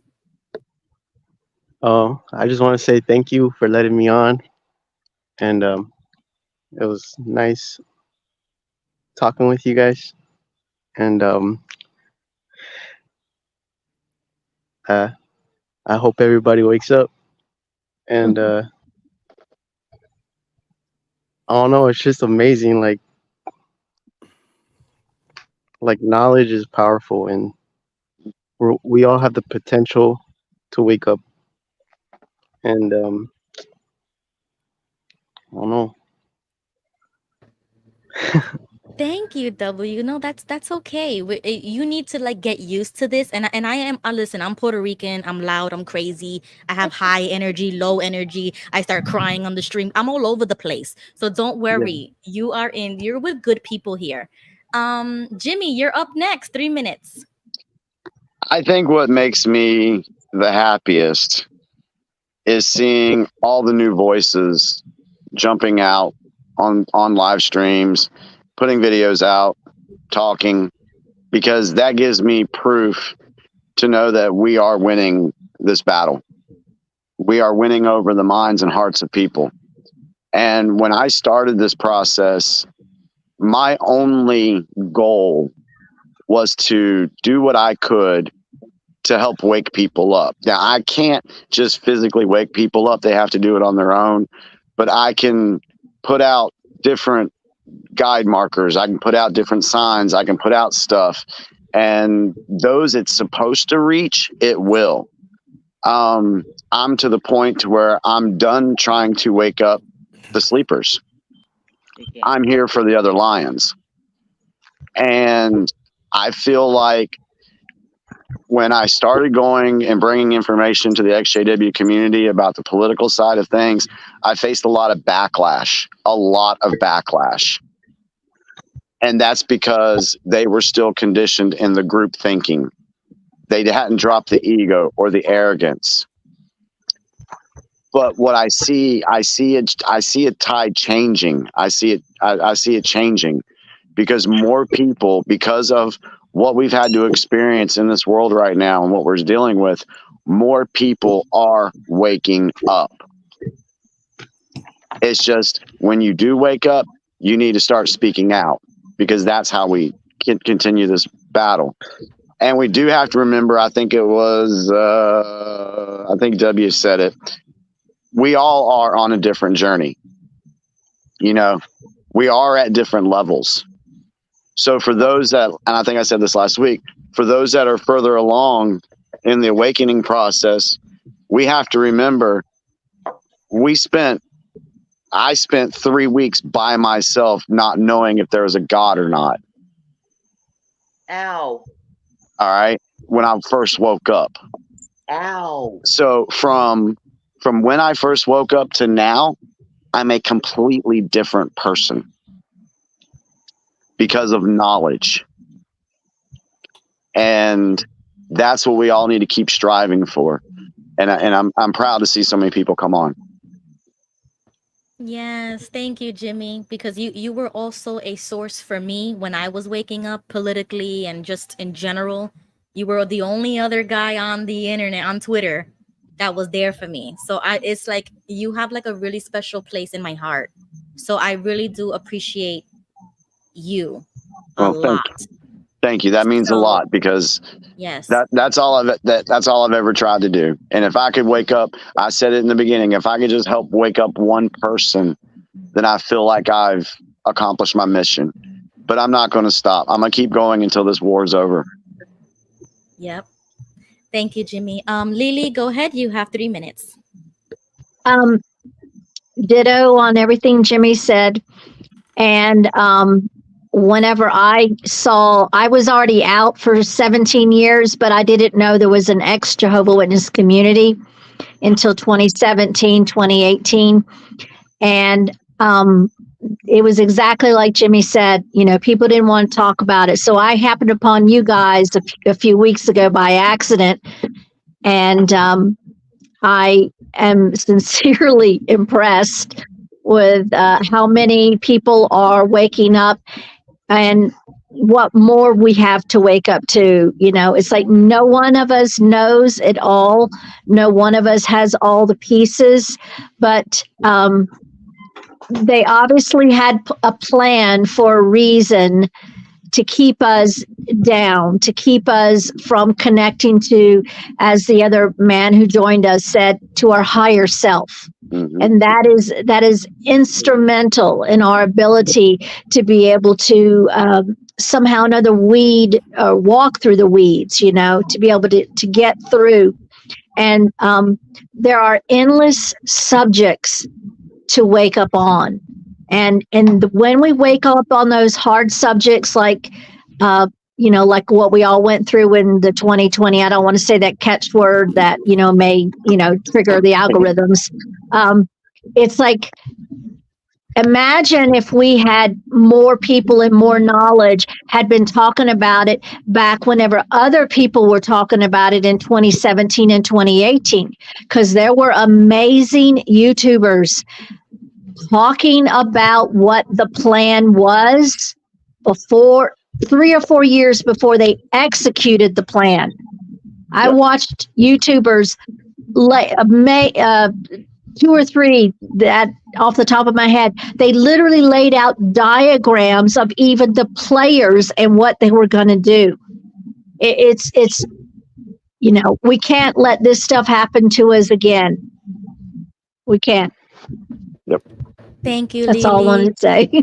Yeah, thank you so much. I'm so glad that you found us. I'm so glad that I found you, that we've been emailing back and forth. And I'm so glad that you joined us, because this is like the only time that I have. Like when I told you in that email, I don't have a lot of time on different days. So when I dedicate my Tuesday nights, I'm here with you guys. You know what I'm saying? Like this is me time. I put the kids to bed and I'm like, I'm gonna be doing something else, go to sleep. You know, like this is the time that I have to put my mind to you guys, to this. So I want to thank you for coming on. Shane, it's you're up. You have 3 minutes for any final thoughts. Hey, well, I don't want to ramble too much, but kind of late to the party here. But yeah, just I want to thank everybody for doing what you guys do, and I'm looking forward to getting involved more again. I spoke with Jimmy back in the day. We kind of had a couple conversations, which is pretty cool. And yeah, Wait, is that really Shane cool. Green? This is Shane Nelson. Shane Nelson. Oh, Yep. damn, dude. Oh, How's it going, crap. brother? Long I time. remember talking. I'm sorry, Ruby. Yeah. Dude, hit me up on Twitter. You know my Okay. Twitter handle? I don't. Let me put it in the. I'll put it in the private chat. Or Yeah, I put it can down. also bring it up. Yeah, Mhm. put it. Let me put it in the private chat. Yeah, that's the next thing that I was gonna do. I was gonna show everybody our Twitters just in case to contact us. Okay. And to stay in the loop. This is Jimmy Bell's page. I'll zoom in if you could see that. Sweet. There it is. Perfect. Thank you so much. I remember you, dude. Yeah, bro. I'm so glad you joined. I think I still have you on my contacts on my phone too.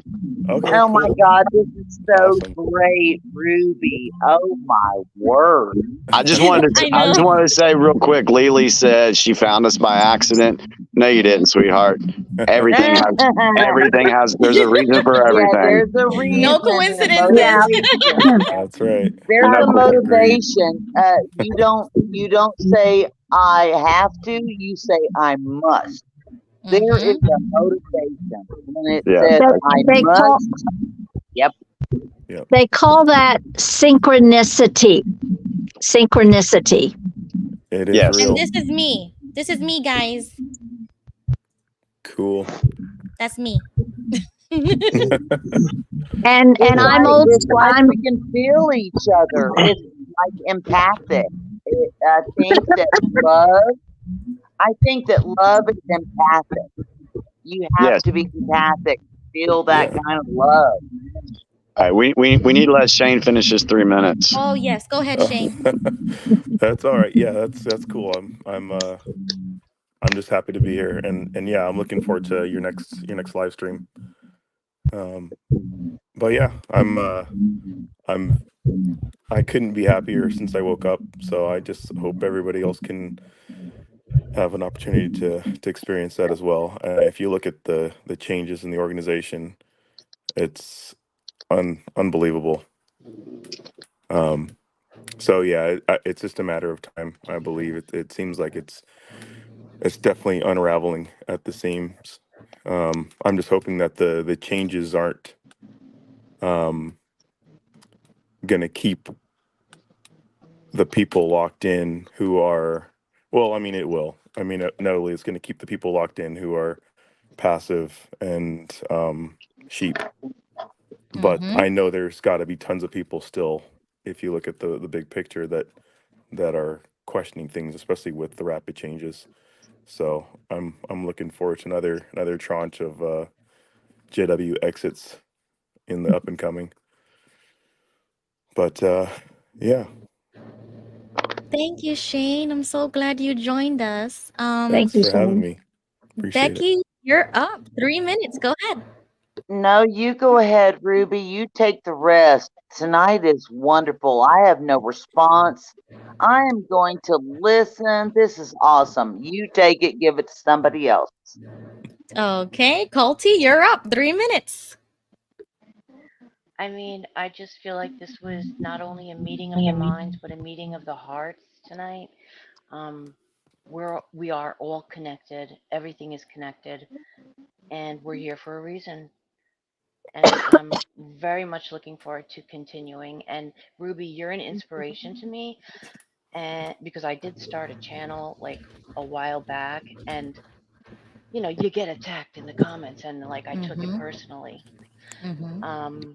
And Jimmy, you're another huge inspiration for me. I've been watching you for a long time, since I had like 2 different other names. So I've been around for a while, and I was changing my name. But yeah, I mean, the knowledge that we're all sharing, like somebody said, that we don't all know everything. And like I said before, the older I get, the more I realize that how little I really do know. So I love to learn. So yeah, looking forward to everybody joining that Discord and getting on there and sharing. Wow, yeah, thank you guys. My final thoughts are all over the place. I had a crazy night. I called my mom. Like, what the heck did I do? I should have not done that, but I'm impulsive sometimes. Yes, Ruby, but you did a good thing. You followed your instinct and you felt where she was at that time when you called. Right. And you know what? It showed all of us we know what we're going to get when we call. That's all. Yeah, something pushed me to do that. Like, why would I do that? Like, what? And so I surprise myself sometimes when I do like dumb stuff like that. But I'm glad it all happened, and I'm glad you were with me, because usually we get dragged through emotional mud by ourselves. You know what I'm saying? So thank you guys for spending time with me, for being open and honest about all of your beliefs. And I was pretty honest too. I mean, I feel like I think that's demons or whatever. You know what I'm saying? So I have a lot to learn. And now I understand what Lily, who told me last time, she's like, you need to take more red pills. And I'm like, guys, I'm choking on red pills. How many more you want me to take? I can't take it no more. Though, Ruby, you need to just pray for not having disruption in your home or anywhere around you. The fellowship of the Holy Spirit, whatever anybody believes, just good vibes. Right. I believe just say, I'm going to have good vibes around me. Yes. Period. And something pushed me to start this political corner. Something pushed me to start the channel. Something pushed me to, even if it was bad, maybe like I went through something bad, it didn't matter. Like Jimmy said, it makes you stronger because you came out of there and you let the emotion go through. You felt it. You didn't hide it. Like I let that go through me. Like it just happened, right? And that's how I find myself. I find myself realizing a lot of things and just awakening again and again and again. Ruby, I wake up all the time. Ruby, did you hear something in your head say, go? Run. Do I it. have dreams. I have dreams. I don't know if you guys remember when I told you guys that I have very vivid dreams that I could see myself doing something before I even do it. That's how I feel. I go to sleep and I dream something. And then I say, okay, this is what I'm going to do for this video. This is how the thumbnail is going to look like. This is the title. Like I literally have all of that in my dreams. And then I wake up the next day and I'm like, I'm going to do it. Every Tuesday, I'm going to do this. Go ahead, Lily. Thank you for the compliment, because it was really hard. Because, you know, I've been at this a long time, and sometimes I get really frustrated with stupid, and I get really frustrated with people who just, I know there's within them this ability that, you know, how you just said you have dreams. So here, you want to put this one in the bulletin board or in the queue. So one of those topics, to be able to know what it is to be inner knowing, or that dreaded word psychic, you know, or how you connect to your higher self, all of those subjects, because what you're talking about is definitely a thing. It's definitely a thing that you're experiencing as part of your evolving and waking up process, to be able to have those lucid moments of dreams, but they're not necessarily dreams. It's your consciousness waking up. Lily, And what do you think about that when you have those feelings and everything? Do you, I mean, the witnesses wouldn't even ever think to even think about a dream. But how many messages in the Bible were sent by dreams? Thank you, absolutely. Becky. Thank you. Yep. That's how I That's feel. a And I great example. Oh my God. Thank you for saying that, because I feel like sometimes I'm being forced to wake up. Like you Mhm. said earlier, Lily. Sometimes we're being forced. Like when I was And a I little, wrote it. yeah, I because wrote it it's in my like email. you know, I did. sometimes it gets me angry. Like, why me? Why my generation has to go through all this crap?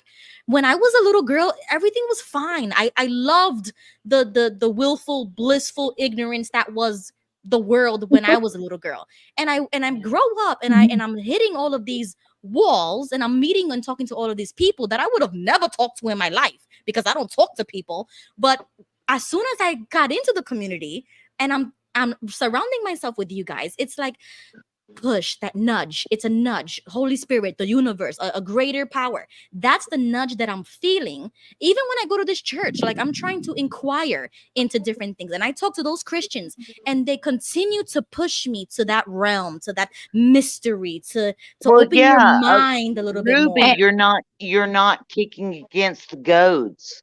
And Ruby, in circling back to what you're not kicking against the goads. You're not a goat kicking against the goads of the stick. You're a sheep and you're finding your way. And we all are.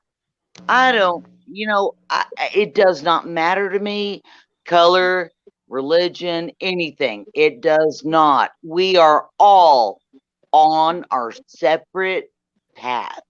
That is all. That's all I have to say about that one. and what Culty Talk you had said earlier, and this is to bounce off of what Ruby just said. The concept of religion and Christianity and God and Jesus, all of those subjects, what does it mean? What does it mean to be spiritual versus spiritual, not religious? Well, Monica, you mentioned Monica Culty Talk. Monica is amazing for knowing about different religions. She touched on it a little bit tonight, but she didn't get to really say. She went from a born again Christian to a Hebrew something or another. I mean, she's covered the gamut of them, and she learned how to get on the other side of it. And it's not necessarily about just giving up on the connection to source, the connection to creation. That's not what it's about. It's about not letting something control you or tell you in that JW way that we all know so well. Well, you have to do it this way, or you have to do it that way, or blah blah blah. It's like that's I I get really sad whenever people are stopping themselves once they get out of JW, because I tell you what, we were all prepared by being in JW to be amazing warriors, able to use our voices. We really were. Thank you, Lily. Thank you, everybody. I feel like I'm getting emotional again because I feel like I wouldn't be able to do this by myself. If I found this stuff out and I was by myself, like how I was by myself when I woke up from the cult, and how alone I was, and how suicidal I got, and how like I didn't believe in anything, and I didn't feel like I'd have a purpose. And so what am I doing here? Like that sent that void, that emptiness that you feel. If I would have gone into this, and it's been like, regardless of YouTube, in regular life, it's been happening. Certain little seeds get planted and I'm like, whoa, I can't handle this mentally. I have to protect myself like a lot. But it's gonna happen. Like we can't just barricade ourselves forever. Like that's why I You're talk not about my alone, Ruby.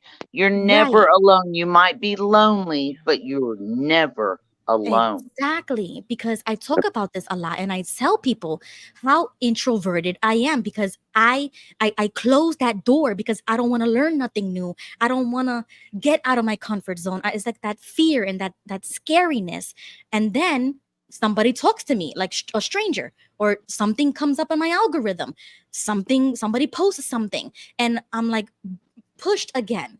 And if I would have gone through this by myself, I don't know what I would have done. Like, I'm so glad that you're doing it with me, because I would not survive the thought process of waking up again and again and again. I wouldn't be able to do You're that. stronger than you think. You are stronger than you believe, Ruby. Yeah, I That's just want all to I say, have to say. I You just have want the to say one strength in thing. you, and I can see the glowing, beautiful aura around you. It's lavender, by the way.